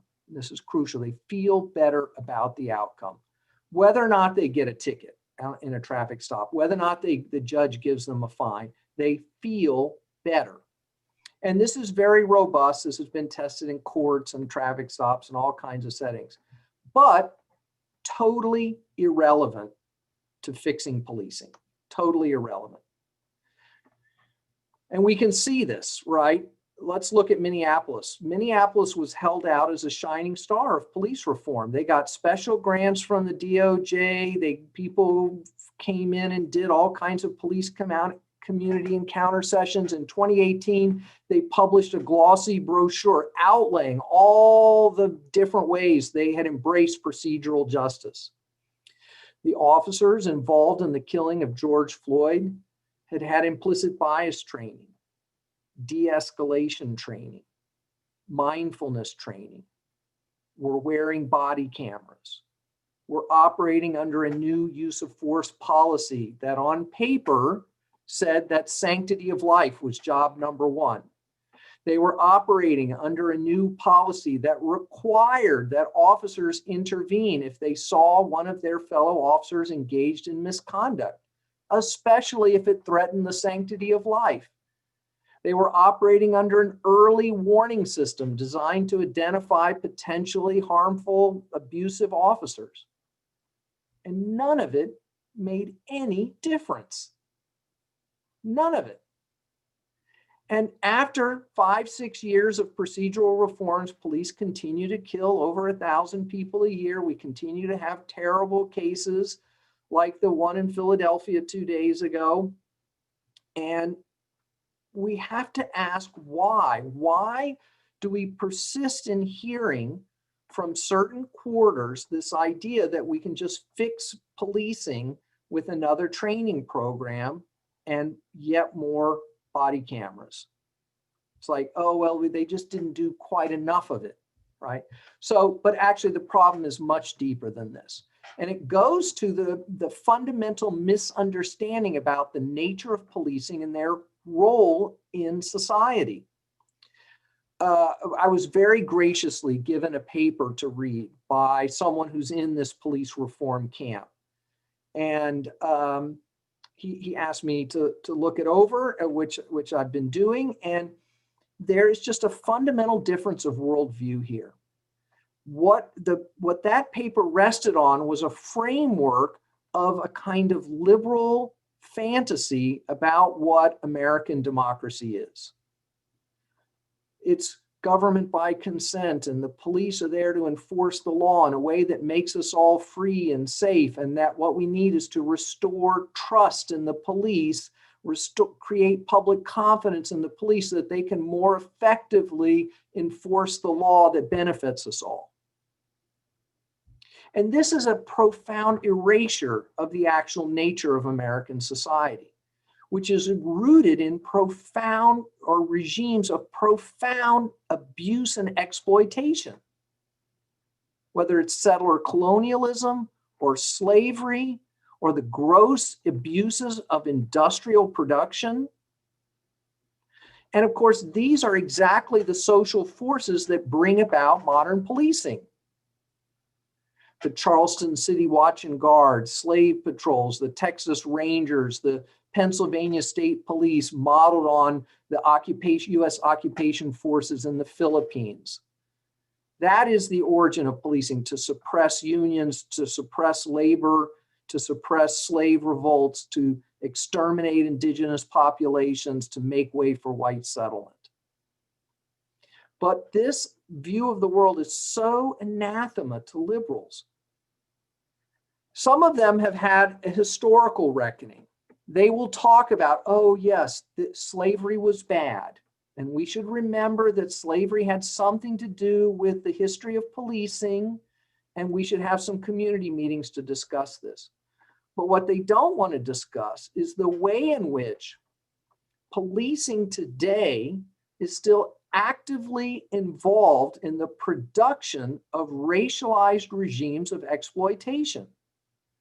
Now, it's not slavery and colonialism in some 19th century sense. I mean, we barely even have industrialization. What we have, as others have pointed to, is a system of sort of neoliberal austerity. In the face of global competition, political leaders of both parties at all levels of government have capitulated to the idea that all the state can do is subsidize and deregulate and support the already most successful parts of the economy in hopes that some of their fabulous wealth will trickle down to the rest of us. But of course, that's not what's happened. What's happened is we've created a whole new class of billionaires over the last 40 years. And at the same time, we've produced mass homelessness, mass untreated mental health and substance abuse problems, failed social institutions like schools, mass participation in survival, black market activity around drugs and sex work and stolen goods. And then we've turned those problems over to the police to manage. And then when that policing turns out to be violent, abusive, and racist, regardless of the intention of individual officers, because it reproduces existing racial inequalities by its nature, we are told, don't worry, we'll fix it with some implicit bias training and a community police encounter session. Not because these people are so hopelessly naive, because this is an incredibly naive view. It's that they are actually committed to that regime of exploitation. And if we look at who these liberal apologists for policing are and where they sit institutionally, they are funded by extremely elite foundations. They get cover from elite media outlets. They are housed in elite academic institutions, and they receive the approval and support of elite political actors, all of which is designed to allow this system of massive inequality to keep chugging right along, papered over by policing. And they imagine that this policing can somehow be friendlier and nicer if we just give them a little bit more training or a little bit of community policing. But really what this is about is legitimacy seeking. And police, and this is my last concept here, policing is a legitimacy seeking institution by its nature. It was created as an alternative to the use of much more violent and brutal and overtly militaristic interventions, because it would create more legitimacy for the state by having it be civilian, proactive and preventative, to embed it in communities so that they could identify nascent resistance and stamp it out, so that they could more efficiently and to some extent less violently micromanage the behavior of those at the losing end of these arrangements. And so it has always been at its root an institution seeking to create legitimacy for itself and these regimes of exploitation. And so when confronted by a crisis, apologists will never say, let's get rid of neoliberal racial capitalism. They will say, let's create legitimacy for the police by having community policing, by having better training, by having these encounter sessions. And you will always find the language of restoring trust in the police, restoring public confidence in the police as if it's our fault, as if we have some misconception about the police, or we don't understand what's going on, and we just need to learn that police are actually here to help us. But they're not. Thank you. Thank you, Alex. Just a few things. It's fascinating. It's fascinating to me how the questions of legitimacy kind of go through this in different ways, because you started with procedural justice approaches, which, yeah, I think here Tom Tyler, Tracy Mears, dear friend of mine and colleague and co-author, who have this procedural justice view, which is in fact, right, a legitimacy theory. But it's a legitimacy theory that's been somewhat stripped from the critical theory that undergirds legitimacy theory. At the end, you turn to a discussion of legitimacy theory much more akin to the tradition, the critical tradition, the Frankfurt School tradition of thinking about legitimacy, and how, in fact, what it is all about in kind of protecting, reforming the police is to make the state appear more legitimate, right? But it's interesting that throughout this, there are threads on both sides of legitimacy that are important, and I agree with you that the central problem, and Foucault hasn't been that central to our discussion so far. We'll be talking about his lectures on punitive society at 6:13, but his notion of relations of power, I mean, is precisely what you were talking about, and what I heard so much in your discussion of kind of the difference between an ideal of democratic policing, an ideal of democracy in which the police function to maintain the rule of law, say, right, and the reality of the relations of power that gave rise to the way in which the police function, right, whether it was slave patrols or whether it's today. And so what's really missing in the procedural justice approach, what's missing also in the idealization of democratic policing or of rule of law policing is really the understanding of the relations of power in society that end up producing a police whose function, right, is to maintain a particular social order, one that has a racial hierarchy, right, and that is embedded in forms of racial injustice. So thanks for putting that on the table. It raises a lot of issues that we can talk about now. I'd love to invite back our other panelists so that we're all on the Zoom at this point, and at the table. Come on and all join back. Here's how I want to start the conversation.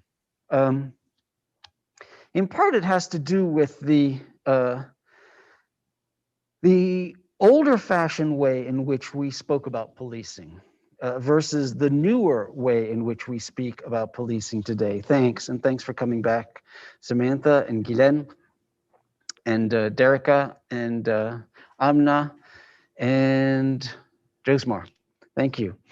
So the older way in which we spoke about policing in the 1990s was something about shifting the functions. Back then, we were very much already into the idea of shifting functions away from the police. I mean, the critique of broken windows was all about, look, this doesn't need to be done by the police, right?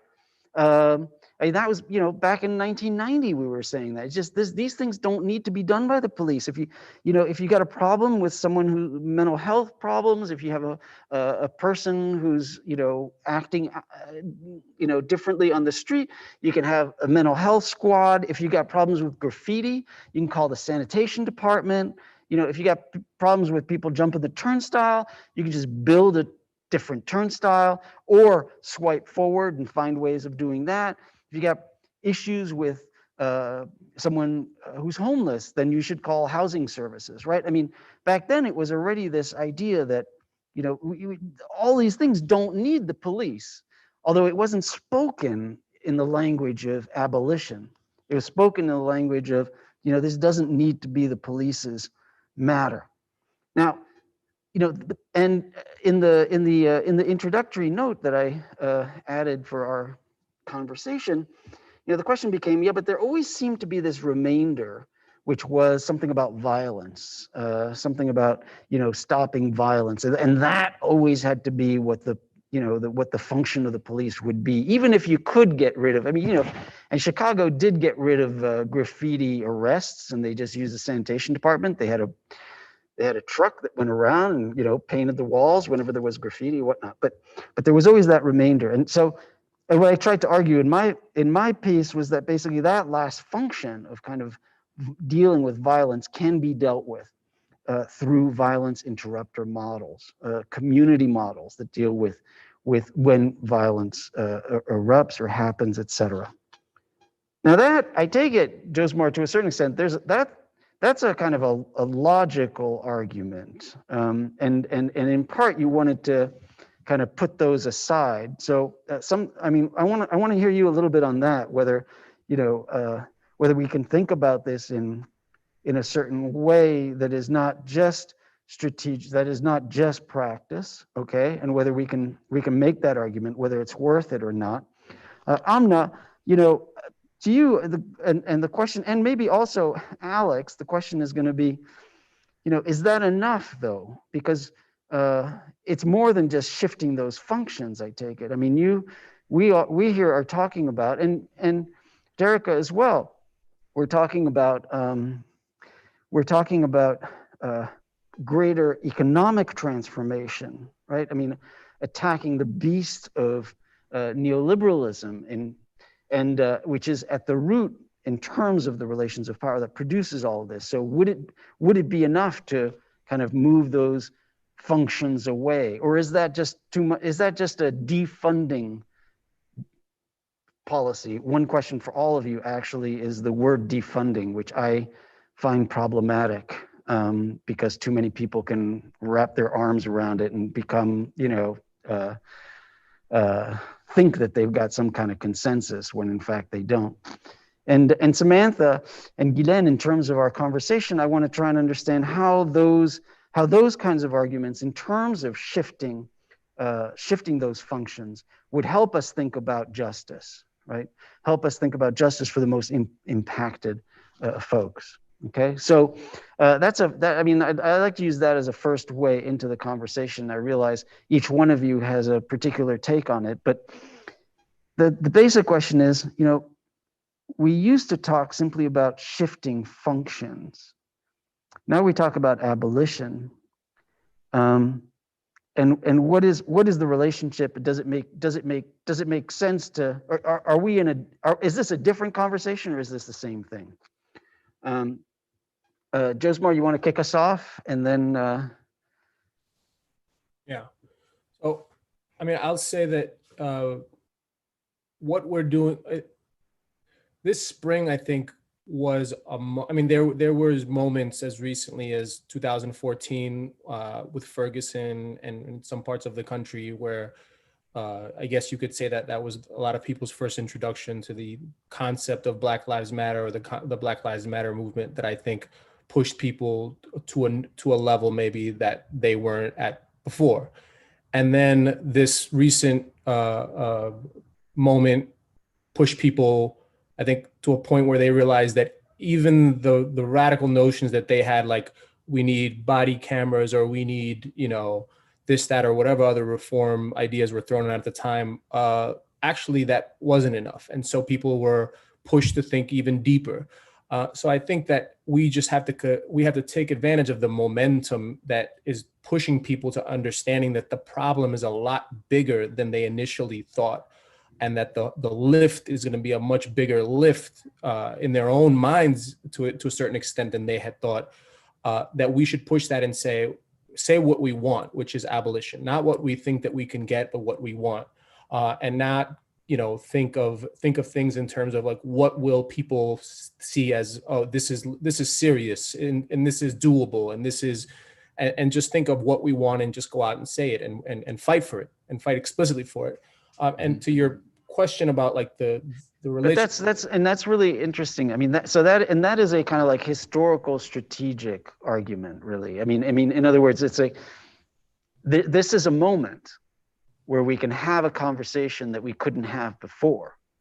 And so maybe it's because of that, right, that we need to shift, that we need to think bigger, really, than the way we were thinking in the 1990s when we were thinking about, look, this doesn't need to be done by the police, right, in part. And so it's kind of like it's a strategic, yeah, I see that. Okay, go ahead. Which has kind of been the theme for tonight is you gain ground and then you take that ground and then you fight for new ground and then you take that ground. So in a strategic militarist, I hate to be so militaristic, but in that way of thinking of wins and losses, you have to keep taking that space. But also understanding that like we don't have to do the same thing for the same reason that Know Your Right we can do 1,000 Know Your Rights trainings a week. That doesn't necessarily win ground for us, right? And understanding that we need to also, like the police are evolving in their tactics and their concepts, we need to constantly evolve, rethink, critique our own strategies, and marry the theory to practice. So when I was saying before, like the persuasiveness of our arguments, I wasn't saying that they don't matter, but they in and of themselves are not powerful enough until you go out and you do something about it. So we could say, criminalizing poverty is wrong, broken windows is wrong, people shouldn't go to jail for 275. You can say that until the cows come home, but when you organize a group of people to go out and swipe people in and create the moment where people aren't burdened by that financial inability to get on the train and access public transportation, you put those words into direct action, and people understand, and people in the hood understand actions much more loudly than words. And so when they see you do that, they see you walk the walk and not just talk the talk, and they see both of it, they're much more inclined to listen to your talk, I think. Right.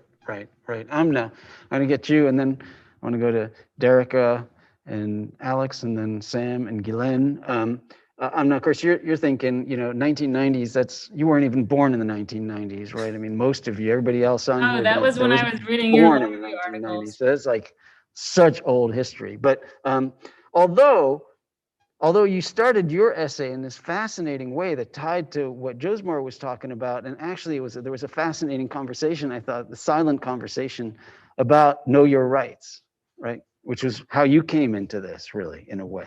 But what are your thoughts? Sorry. I mean, I'm happy to talk about any of these things. I mean, when I was, so when I think about the debates over community policing in the 90s till now, I mean, I think the other development, of course, is that, community policing and that framework has given cover to the opposite, right? So it's not that things have been taken away from the police. The police have done, have been given more and more and more responsibility with which, or more and more power and jurisdiction in the way that Ruth Wilson Gilmore and Dorothy Roberts and others have so powerfully kind of documented and talked about. Even the rise of, so-called school resource officers, cops in schools, that really starts at that time. So in terms of the other big questions you were asking, I mean, this might be, in some sense too esoteric, but it also feels important to me to kind of say that, like, I think the other debate that's happening, at least in social movement organizing spaces, is whether or not, the problem is the state itself, right? So in a more kind of like anarchist take on what the world should look like, or whether it's just that the form of the state is wrong. And so those are also kind of debates that I think are coming up more in movement and organizing spaces. And one of the reasons why I think defund specifically took off, and I think that's one thing that I want to think about, Bernard, you were saying you don't like defund, and I understand, I think, why you don't like it, but I also think it's important to try to pause and think, like, why did this particular kind of framework, and in the protests that I saw in Columbus, Ohio, it was, you know, defund, dismantle, and abolish were kind of like the frameworks that were coming up again and again, and the demand, you know, local organizing demands and people's placards on the streets and so on and so forth. And I think, you know, for the broader public that was coming to these protests, I think it has to do with kind of like this growing common sense that we spend too much on policing and not enough on what people need, which the virus has kind of intensified and highlighted. And then I think in organizing and social movement spaces, I think one of the reasons why it's kind of gotten the traction that it has is precisely that it has a kind of capaciousness to it that allows for people who are more state oriented and those who are more anarchist oriented to kind of embrace, because it's all about kind of like shrinking that particular state function and or possibly the state itself.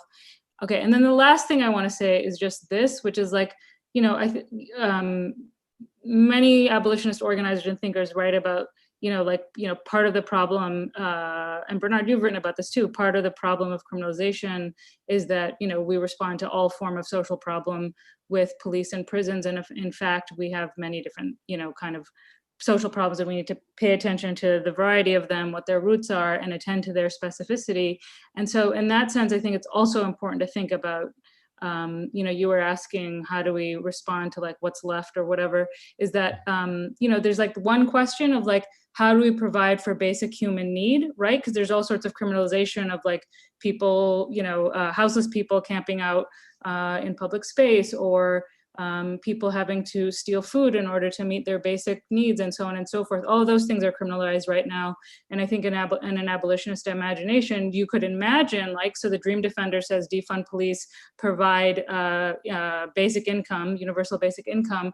Like, that's a situation where you're imagining that rather than the money going to the police to criminalize, you know, like theft or living outside, that you're giving that the state will provide for basic needs. You could also imagine for other kinds of more anarchist versions where there's some kind of, you know, robust mutual aid and anarchist kind of relations that allow for that. Okay, so the provision of basic human needs, I think, is one thing, but then, and this is what you were getting at, is the community capacity to respond to interpersonal conflict and violence.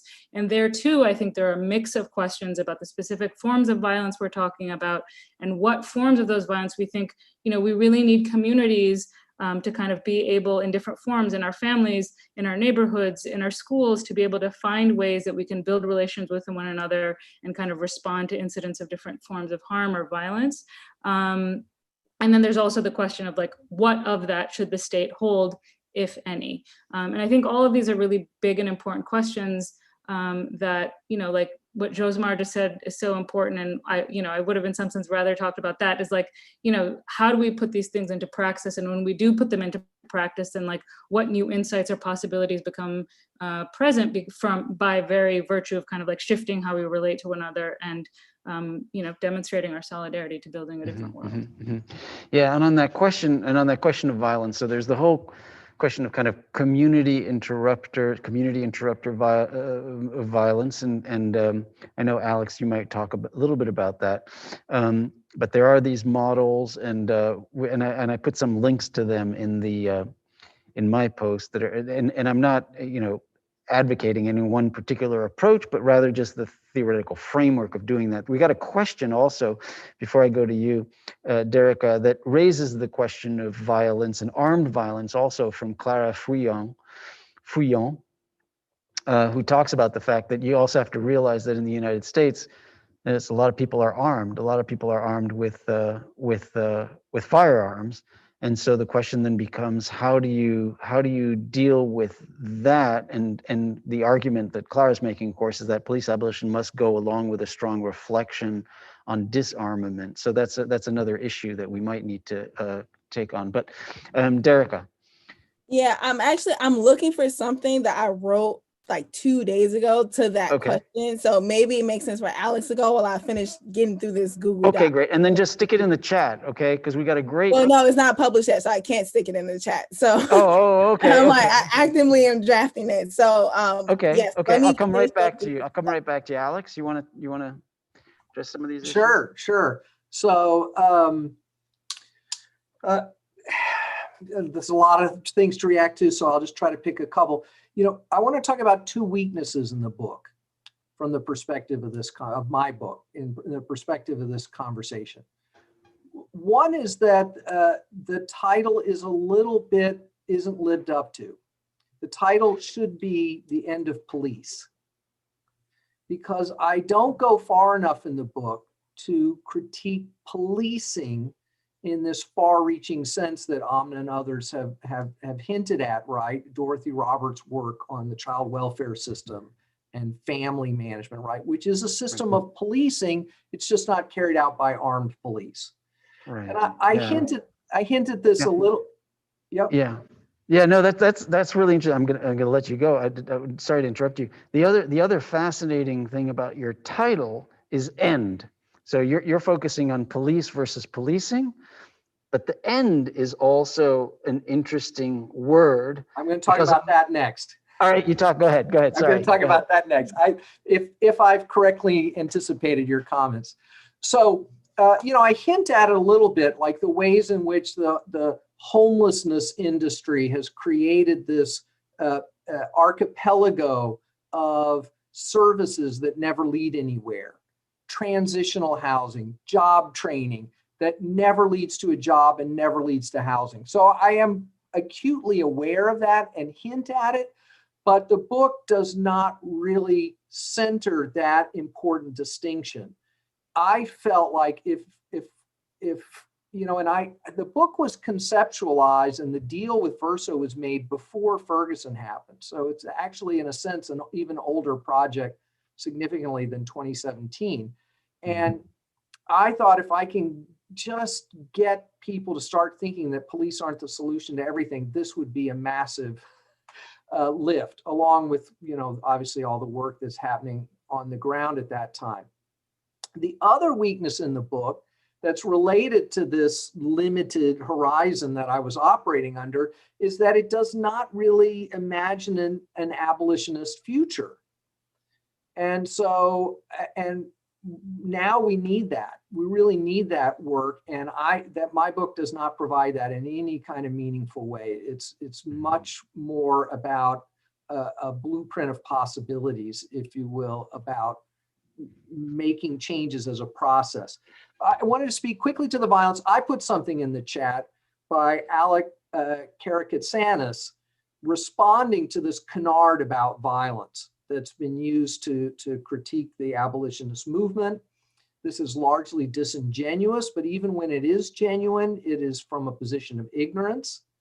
It imagines that the abolitionist movement is like, well, tomorrow we found this magic switch and poof, all police are gone and everybody's on their own and it's a free-for-all, right? And that's what they want everyone to think, because they want to defend our reliance on policing. So harm takes all kinds of forms. It is widespread. Policing is not particularly effective at dealing with it. But more importantly, the whole point of this movement, and one of the weaknesses of defund as a label, is that it's about building a new world. It's about building healthier individuals and stronger communities. It's about dialing back, tearing down these regimes of exploitation that both produce social problems and enable racist and violent policing. Back to Derecka. But hold on for a sec. You didn't get to the first word, the end. So the end thing is the sense in which it doesn't fully explore what this end would look like. It gives a roadmap for how to begin to get there, and it signals the desirability of an end, but it does not spend a lot of time on what that end is. Yeah, but there's also this ambiguity in the sense that the end can also be the ambition of policing, the goal of policing, the purpose of policing, or something like that, which of course raises the conflict that we've got right now. I mean, the greatest tension, which is, well, is it the end, as in the abolition, or is it finding the proper remainder for policing? And of course, that, in a way, that is the more progressive reformist view that I associate, for instance, actually with Tracy Mears and Tom Tyler's essay that we linked to in my piece, which is asks, the first question we have to ask is, what is the purpose of policing? Finally get the purpose, which of course, and as many abolitionists respond, we've been doing that since, commissions in the 19th century. Actually, was it Derecka? You were writing about all of the different commissions that, and Amna as well, all the different commissions, and you too, Alex, all of the history of all these commissions that have been there to tell us what the end of policing should be, what the purpose of policing should be. So actually in the title, there is that kind of really productive tension between abolition and proper purpose in a way.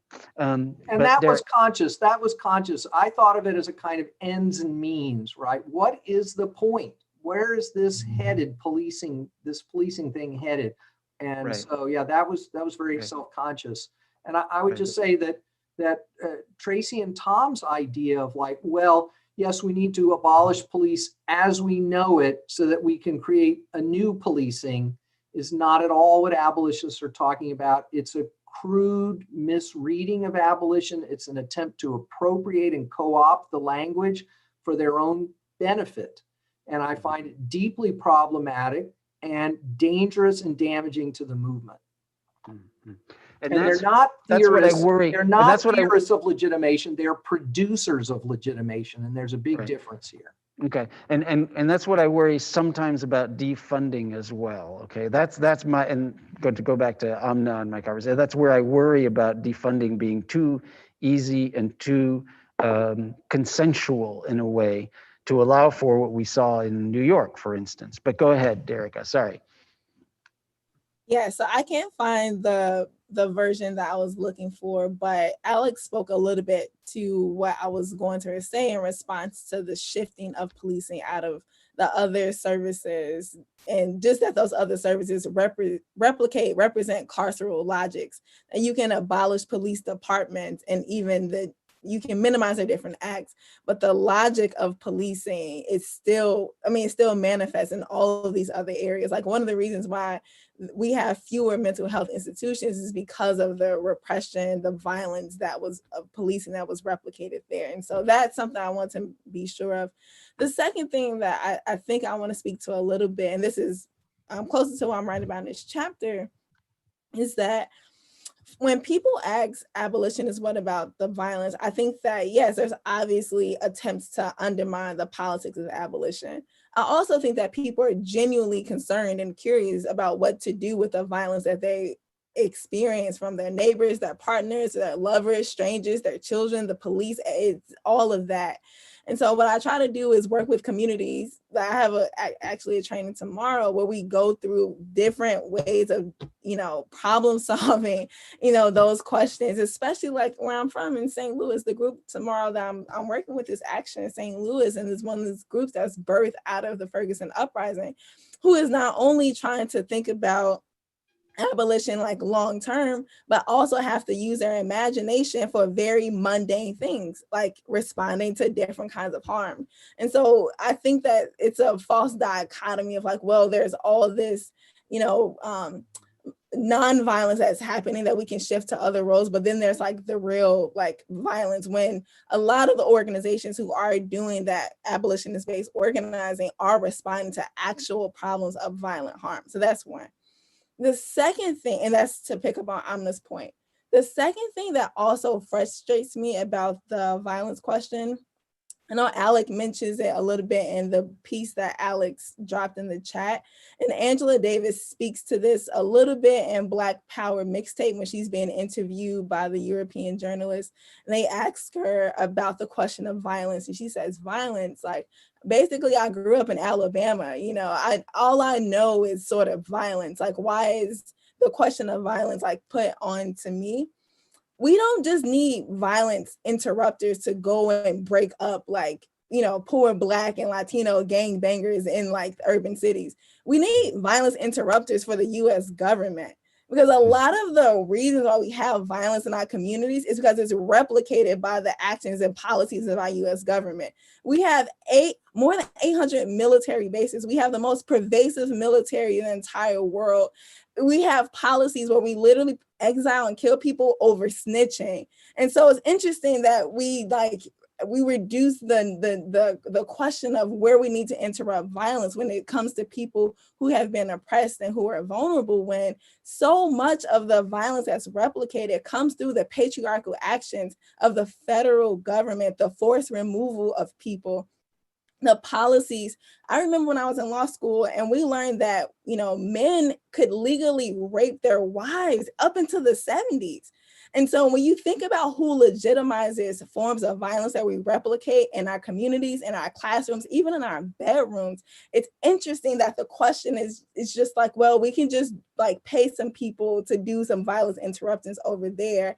But meanwhile, we can continue with the drones, we can continue with the deportation, we continue with the militarism and capitalism and ableism, right? And so if our government continues to legitimize violence in all of these areas of oppression, violence interrupters are not going to be enough alone. We have to have violence interrupters for the US government. And that's so important for me to say. Drop the mic. Yes, yes, indeed, indeed. Violence interrupters for the counter-revolution. That's what we need. I love that. We should have had, in 2008, we should have had community violence interrupters in the Situation Room to avoid this kind of, you know, this magnification of drone strikes on innocent people around the world. Yes, thank you. Yeah. So basically, it's kind of like, it's just a change the way we even talk about and think about these questions, right? That's so, I mean, there's a way in which we get caught up in a discourse that is controlled in part by a liberal imagination of the rule of law, right? And that actually we need to, but also captured by it, right? So when Joe Biden goes out and says that he condemns violence because looting is violence, but he was a part of that administration that dropped 26,000 bombs in 2016 alone, it's like, what kinds of violence are you against, right? And so we're captured by that, and that sets the terrain for even how we imagine how we respond, and that's frustrating. Like, there's sociological and criminological studies that talks about when we're at war, when countries are at war generally, murder, homicides domestically increase. They increase. So one way to stop violence is to stop going to war. Like, that could be a response. And so we need violence interrupters for our government if we care about getting at those kinds of harm. Right. No, yeah, thanks. Go ahead. Derecka's point is tremendous about how that kind of infects our community, infects people's actions. I also wanted this to add, like, one thing that we organize with people who've been caught up in or family members of people who've been caught up in gang sweeps, which for some people is the personification of violence, right? And where I live across the street from the Bryce, I can acknowledge there are still shootings, there are still acts of violence in New York City, right? Like, we don't live in a zero violence city, you know, even though it's safer than we were 20 years ago, 25 years ago. But lost in the conversation of violence, like, even when they do put that onus on us in the community to say there are acts of violence happening, lost in that conversation is the word poverty, or the way that poverty plays itself into how people replicate violence. Like there are people across the street from me that are born into pressure cooker situations and that are experiencing things because of poverty, because of police repression combined with poverty, lack of opportunities in school. Like you go down the list of all of the things that have been systematically taken away or denied to them for years. And then we ask them to behave themselves and stop the shooting. It's like a form of responsibility politics too, that just has to, like, we have to understand that we have allowed poverty to be completely stripped from the conversation when we talk about violence, and we think of violence as happening in a vacuum, that someone pulls the trigger just because they get up one day and they decide to pull the trigger, and not that there's been years of things that have led up to that. There's reason that people get into the sell drugs, right? And there's a reason that selling drugs is dangerous because of prohibition, because of the drug war, right? There are completely understandable reasons why people are violent. I'm not advocating for violence, but I'm just saying I understand living in this city and growing up in this city and knowing peers of mine who committed acts of violence. I understand why violence exists, and we have completely allowed them to take that understanding.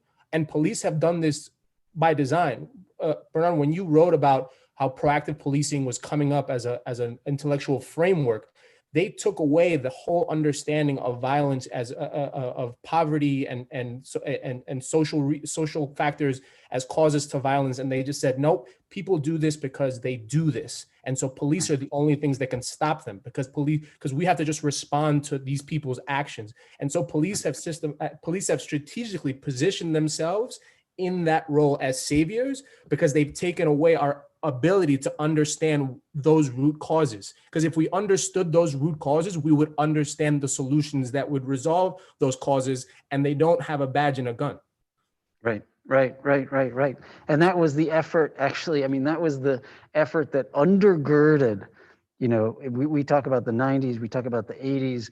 It came before, in about the 60s and 70s, with James Q. Wilson and Edward Banfield trying to strip away any way of thinking about just thinking about the root, stripping away the root causes, stripping away poverty, stripping away, to use it only as a kind of a sword, to then talk about crime as being just a behavioral thing that can be then regulated by the police and by police interventions. It's this deep history of a resistance to and a stripping of all of this rich conversation we're having right now about violence. Samantha, I know I see you nodding, so let me let you jump in. No, I completely agree, Josmar, with what you said. And Bernard, you did ask me earlier, like, what does justice to me look like? Right. And I was thinking about that. And, it's too late to get justice for Matthew, but justice, as a community.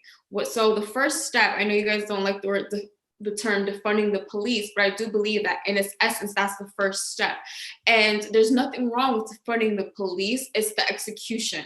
But the practice of defunding the police I do feel like is the first step. So putting that money into the neighborhood, into education, into mental health reform, into drug addiction, psychiatric help, that's where it starts. And I feel like that's the first step to justice, because these Black and brown children don't grow up to be bad people because they're a part of their environment. So you can't strip someone of their tools to be successful and then reprimand them for not being successful. So I feel like that's in essence justice for what I see in America, being able to provide a community with the tools to truly be whatever you want to be in this country. Mm-hmm. Yeah, completely. And that was actually the ambition of abolition democracy, really. I mean, back, 100 years ago, right? In response to the failures of Reconstruction, really.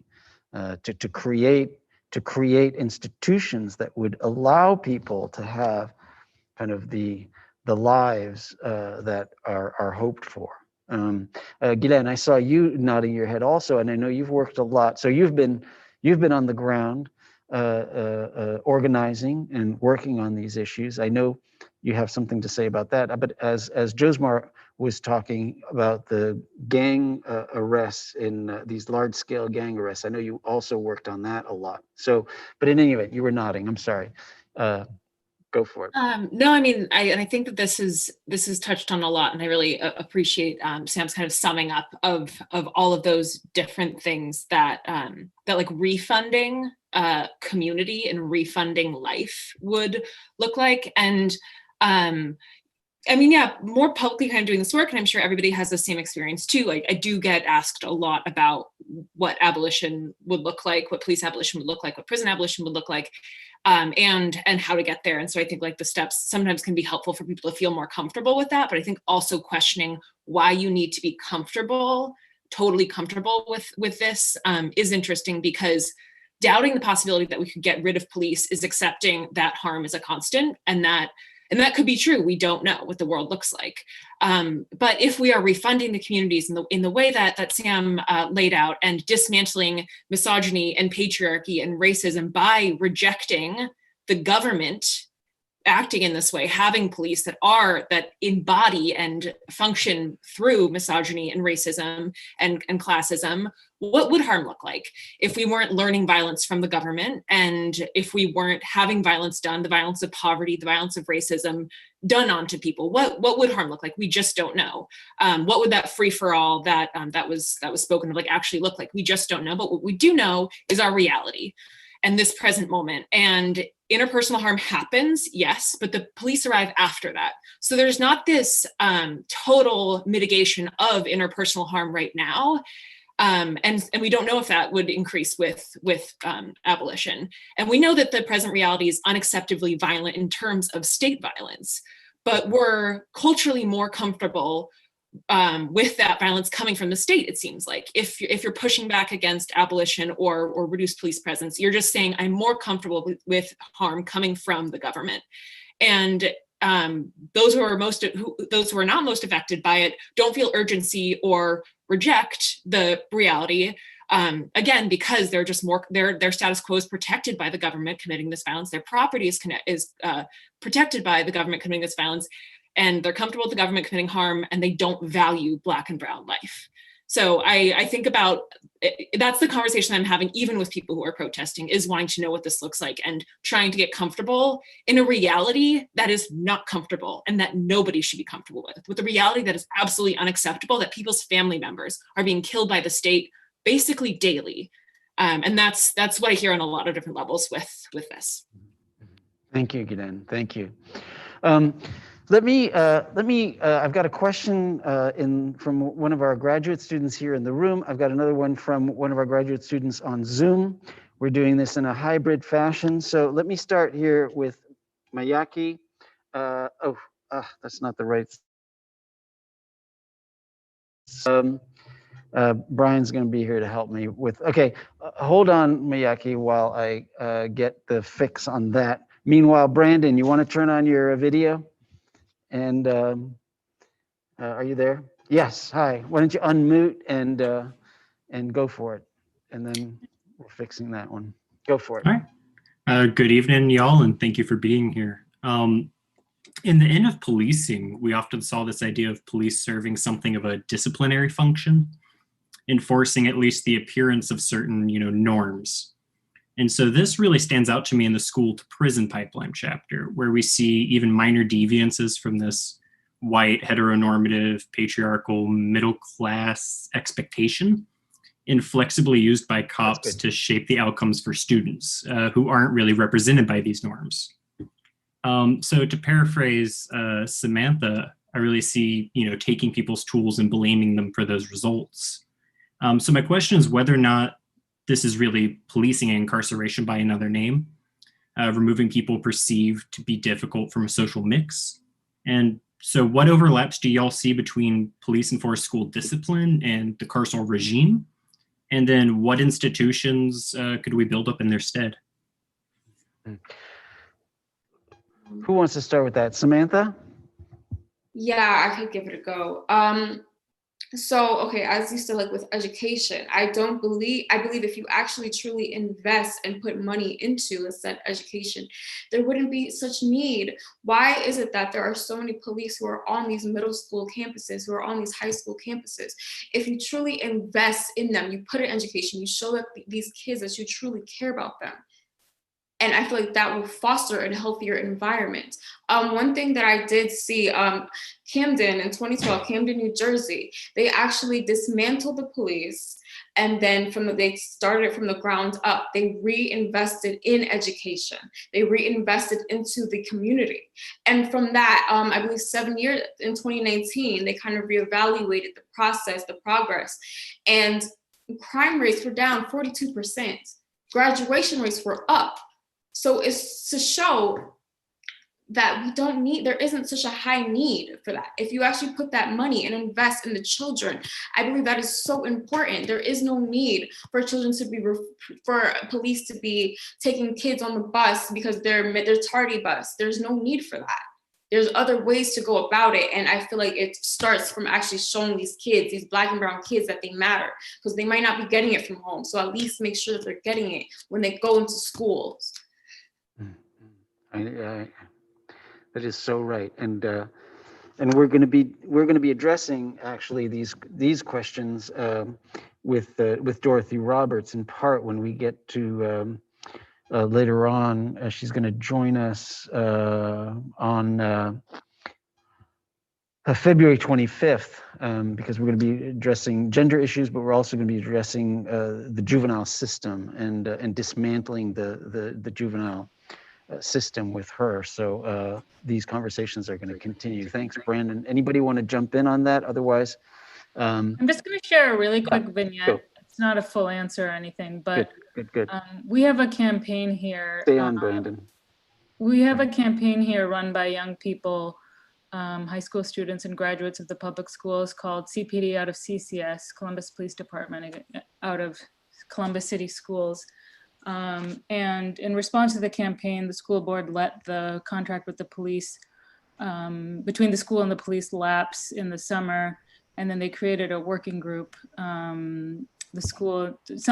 created a working group basically to think about how else to keep the schools safe, or how to keep the schools safe, because obviously the police undermine the safety of students. And because the young organizers asked me to put my name in the hat, I did. And so I'm on the committee, which is like my first time being on any kind of this body. And there's a lot I could say about that, but I just wanted to share one thing.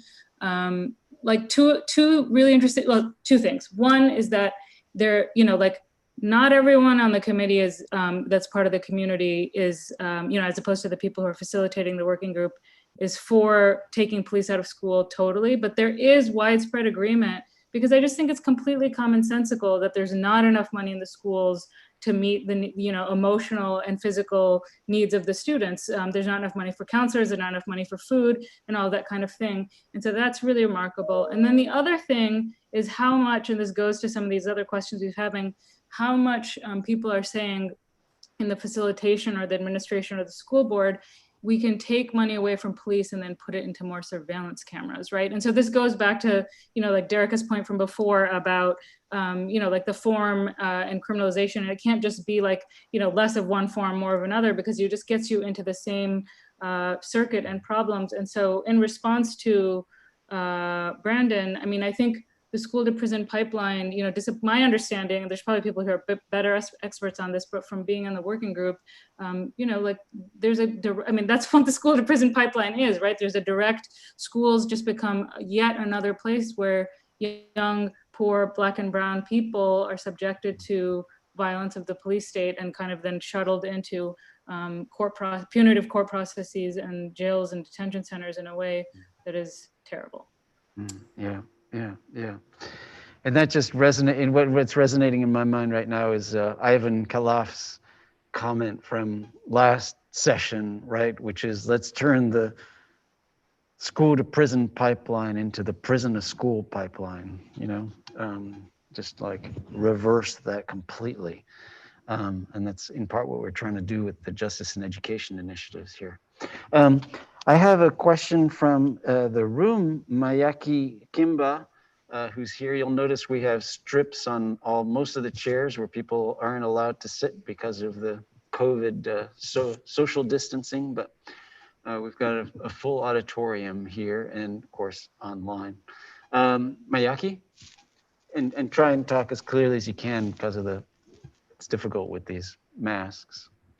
Yeah, I mean, thank you all for your contributions to this great discussion. I had a question kind of about the transnational nature and history of policing. Professor Vitale in his book talks about the way in which kind of the US under the CIA and the Office for Public Safety has kind of exported its model of policing and trained millions of officers in many other countries around the world, as well as the fact that, you know, the US police itself was kind of based on the London Metropolitan Police, which in turn was then based on the Irish Constabulary. So kind of given this transnational history, to what extent should sort of the fight against police and the fight against the prison industrial complex be transnational, and how to kind of have this sort of global fight without also flattening kind of the differences that may exist between different countries in terms of the specific ways in which sort of policing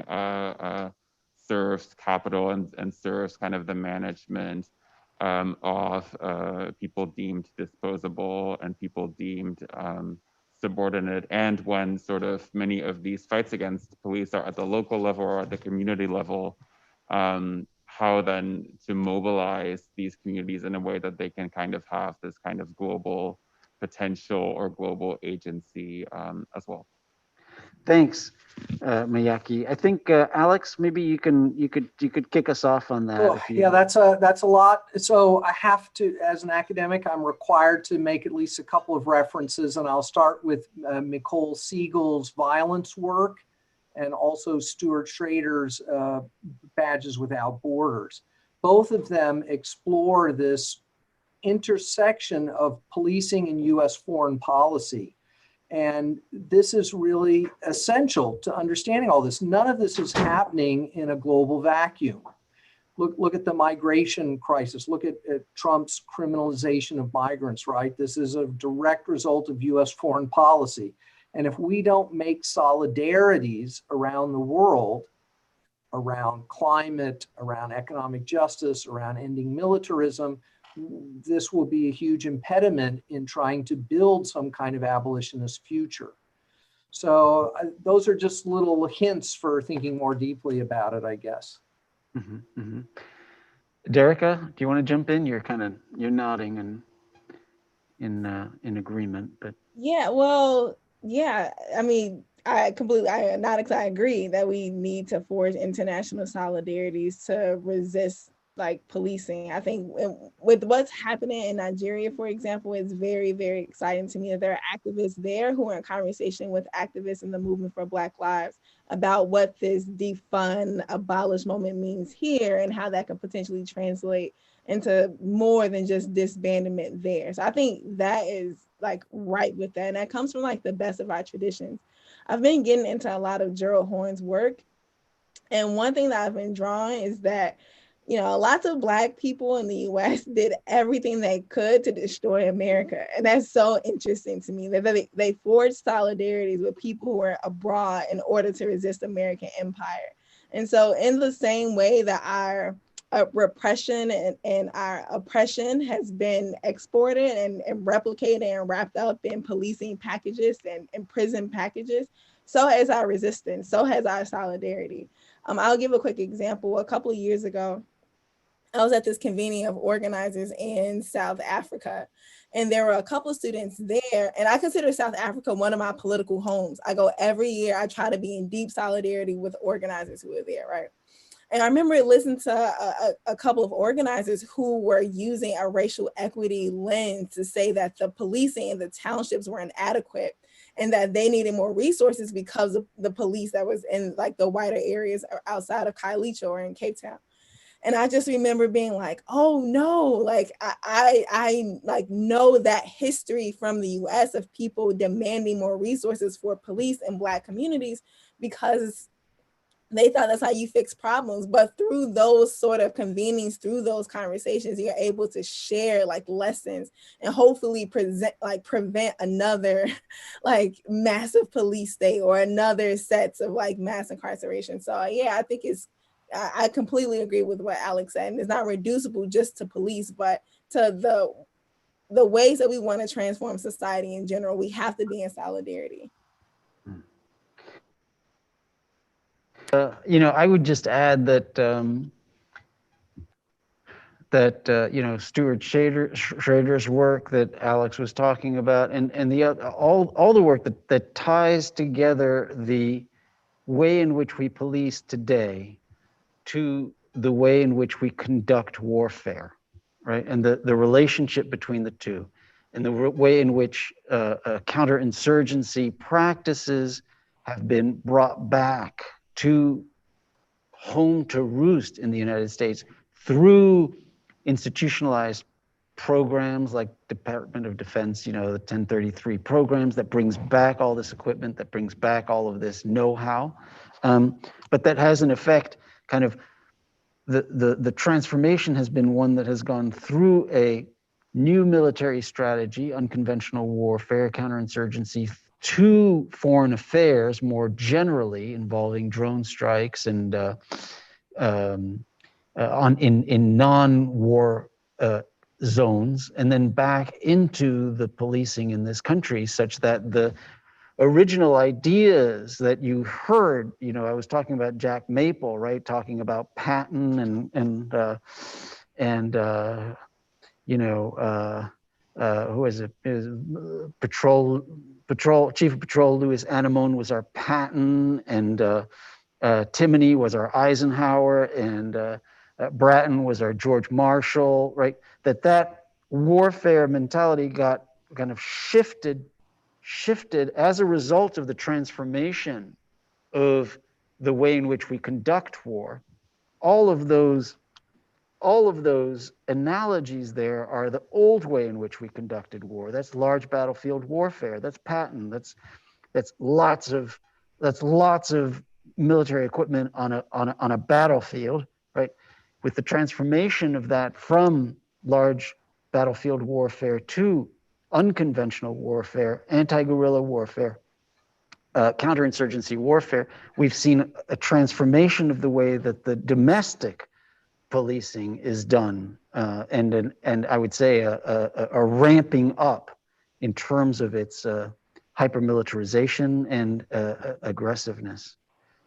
Okay, we've got some great questions coming in on the Q&A, and so we've got to address this. Let me take the last one here. I'm fully convinced, so you can all see it in the Q&A. It's the last one there from 824. I'm fully convinced by our panelists' debunking of the common argument that police is necessary to prevent violence. To me, however, the most difficult question is what would happen if we asked individuals and communities to take on the full burden of the work required to repair harm, solve mitigation, interpersonal conflicts, etc. So in the absence of a monopoly of force, wouldn't that work absorb all our energies, preventing us to pursue other goods we might value? Intellectual work, professional careers, etc. Right? So it's a puzzle, right? Because if we do go towards models of kind of community interruption or placing the onus on the community to address to repair harm, to solve, to mitigate interpersonal conflicts, which have been produced over decades and generations of trauma, right? Then are we asking too much of the community? Are we forcing the community to do too much? Are we forcing the community? Are we depriving the community of its opportunity to, pursue other things than just solving the problems that have been here for such a long time? I was thinking, I think anyone here would respond well. Derecka, Amna, Josmar, what do you think?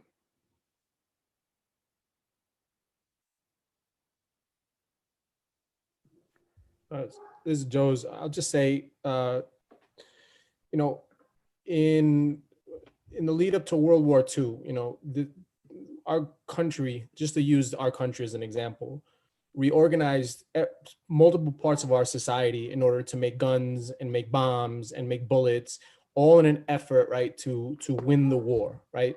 So the idea that this is too big of a lift to ask for society, if we can, you know, rile people up and reorganize industries and reorganize societies in order to win a war, right? Because we felt that it was necessary to win that war.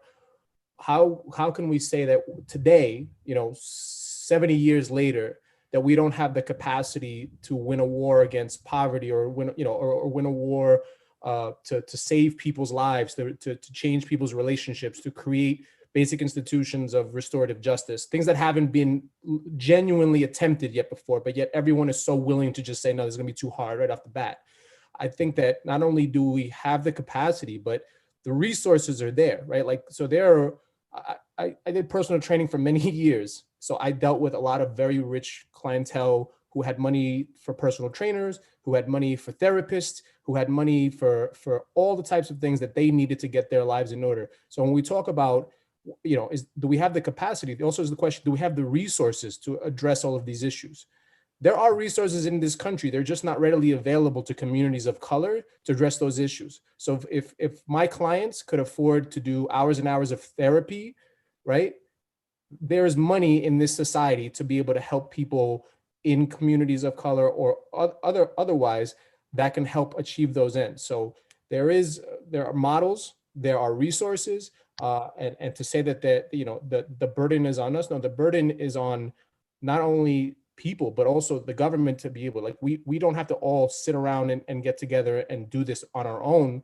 We have to actually demand that the governments that we fund, the governments that we've implemented to do these things, actually fulfill those purposes as well. So I think 100% are we, you know, we're completely capable of doing this. Mm-hmm. Derecka? Yeah, I think that's an incredible answer. I think one thing that I try to talk about is how much of what we need to do we're already doing, right? It's not that we need to recreate brand new ways of being, even though we do need to recreate brand new ways of being for lots of different reasons. We need to change the terrain in which we live and struggle, so that if you want to pursue your professional career, you can, and you are not relegated to like working a job that you don't want because you're Black or because you're a woman or because you're queer, because that's the society that we have now, that people are relegated to being in positions because of systems of oppression. So actually, maybe we all took more of the load and building and strengthening our community bonds, there will be way more opportunities for people to thrive. And that's the society that we're trying to build. And I don't know if we're going to exhaust ourselves. I want to honestly think more about that, because I think that what's exhausting is that we're doing both. Right now, we're trying to make sure that people are safe. We're paying tax dollars, some of us, to a violent force that's threatening our ability to thrive. And so we are afraid to call the police, and we're afraid to not call the police. That feels exhausting to me, that millions of people are in limbo right now because they're endangered by the people they're expected to call. And so, yeah, I think that after we abolish the prison industrial complex, I personally want to abolish the dental industrial complex, because I have such a fear of dentists. It's real, you know, but if it's like, if we need to figure out a way to take care of our bodies, and the only way we can do that is violently, it doesn't mean like we don't need more dentists or we don't need more oncologists. Like, we need to create different ways of being for our bodies, our teeth. We can develop a hygiene of care. That's what I think abolitionists are trying to push us to do, develop these sets of hygienes and practices. So everything is not a root canal or an extraction. It's like, what sets of practices are we doing right now that we can continue to do, you know, that we can expand on? And hopefully that makes us better people and doesn't put us in the position where we have now, where some people can pursue their professional careers because they're white or they're men or they're straight or they've inherited property, and the rest of us are scrambling to be safe. I think that for me is honestly much more exhausting.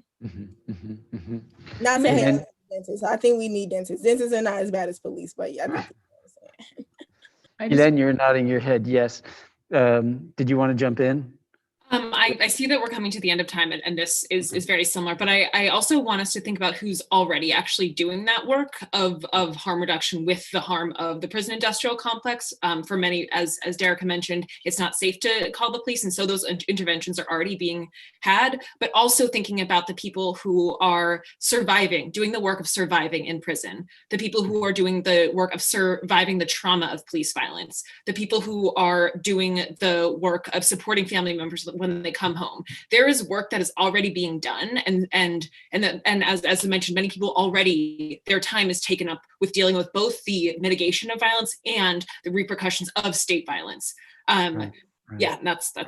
And that was so powerful, actually, Derecka, in your essay in the Atlantic. That was one of the things that was so powerful, was this question of, like, we are dealing with the violence. You know, in other words, part of the response is that, yeah, we are actually, because there isn't anybody else who's dealing with it. In other words, and all of the police violence and all of this.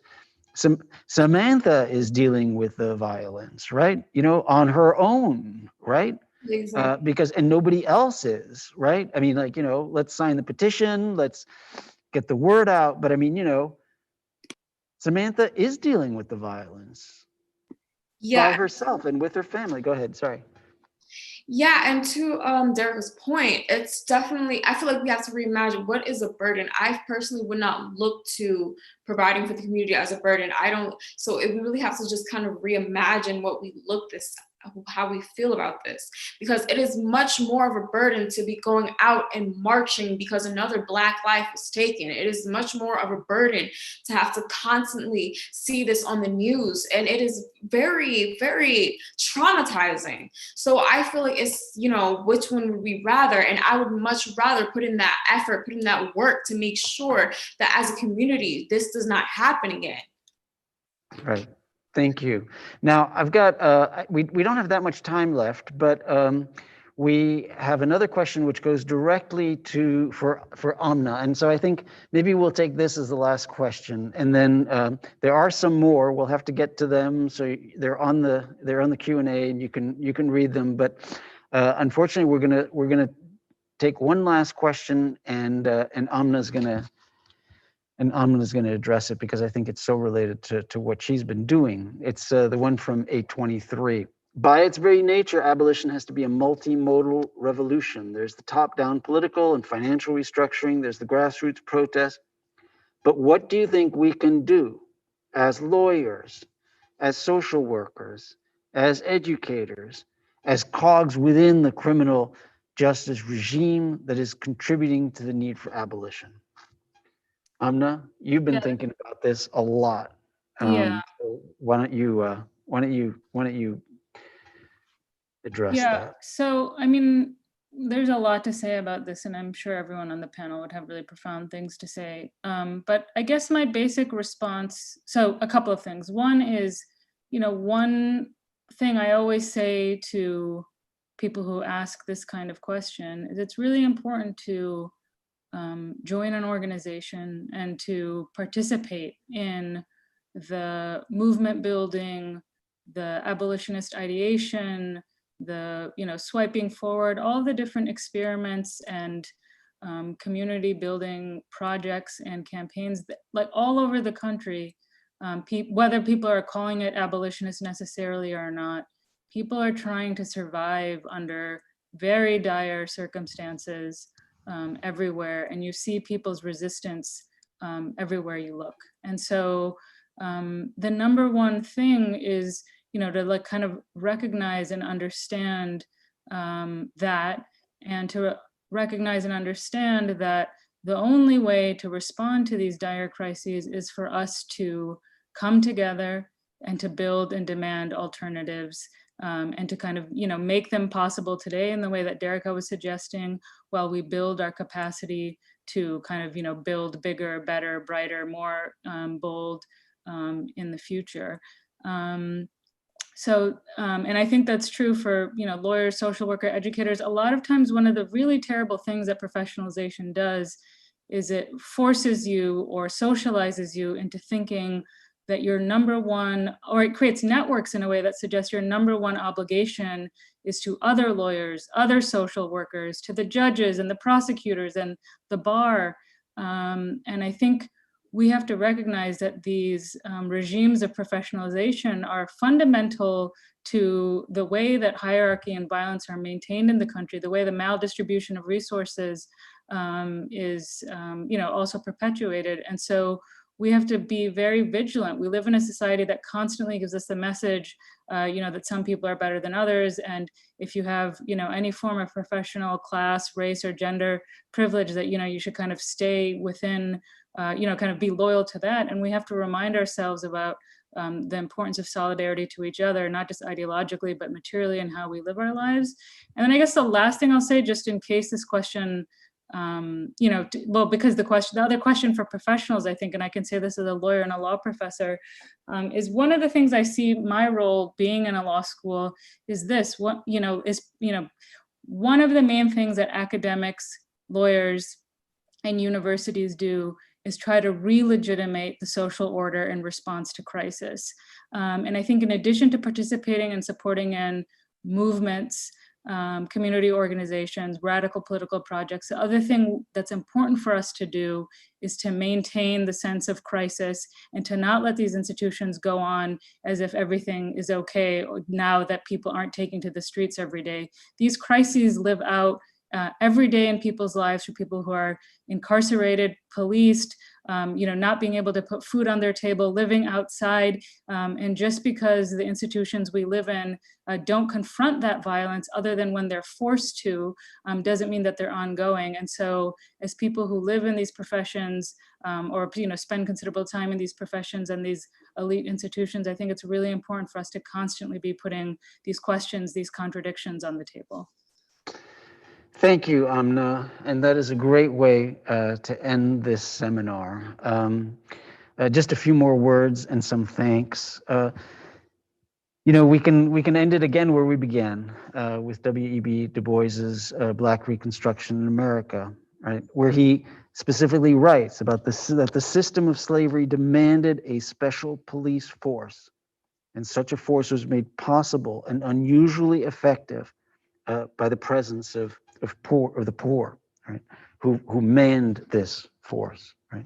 And the class issues that resulted in these possibilities of having the police in this way, and part of the effort here is to think through those relations of power that make these institutions not simply kind of something that you can reform, but something that needs to be transformed, something that needs to be eliminated and replaced completely by a different economic, political, and social structure, which is that larger ambition of abolition democracy. I'm so glad that we were able to have this conversation tonight, to have all of you here. I want to thank you all for participating in this and rethinking it from a theory and praxis perspective, in terms of strategies, in terms of framework, in terms of history, in terms of personal experience,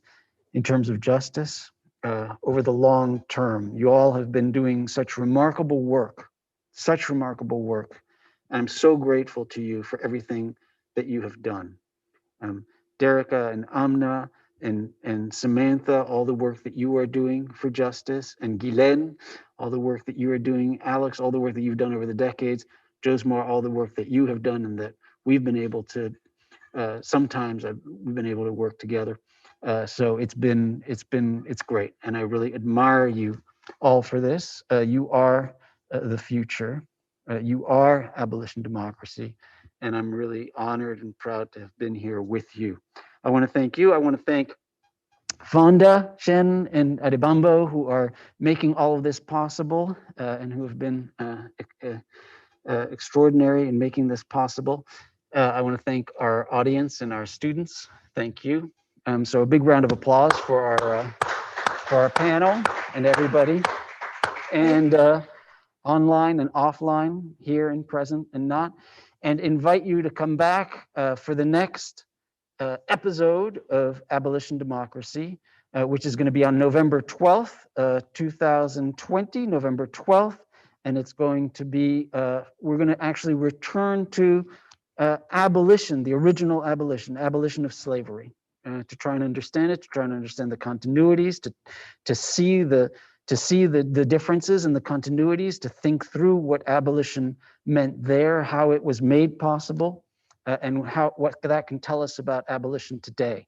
And so we wanted to take a step back and a historical step back, and we'll be joined by Professor Dennis Childs, Professor Maeve Glass here from Columbia University, Professor Stephanie Jones-Rogers, and we're going to have, we've got readings on the website, so join us for Abolition Democracy 413 on the abolition of slavery. Thank you so much.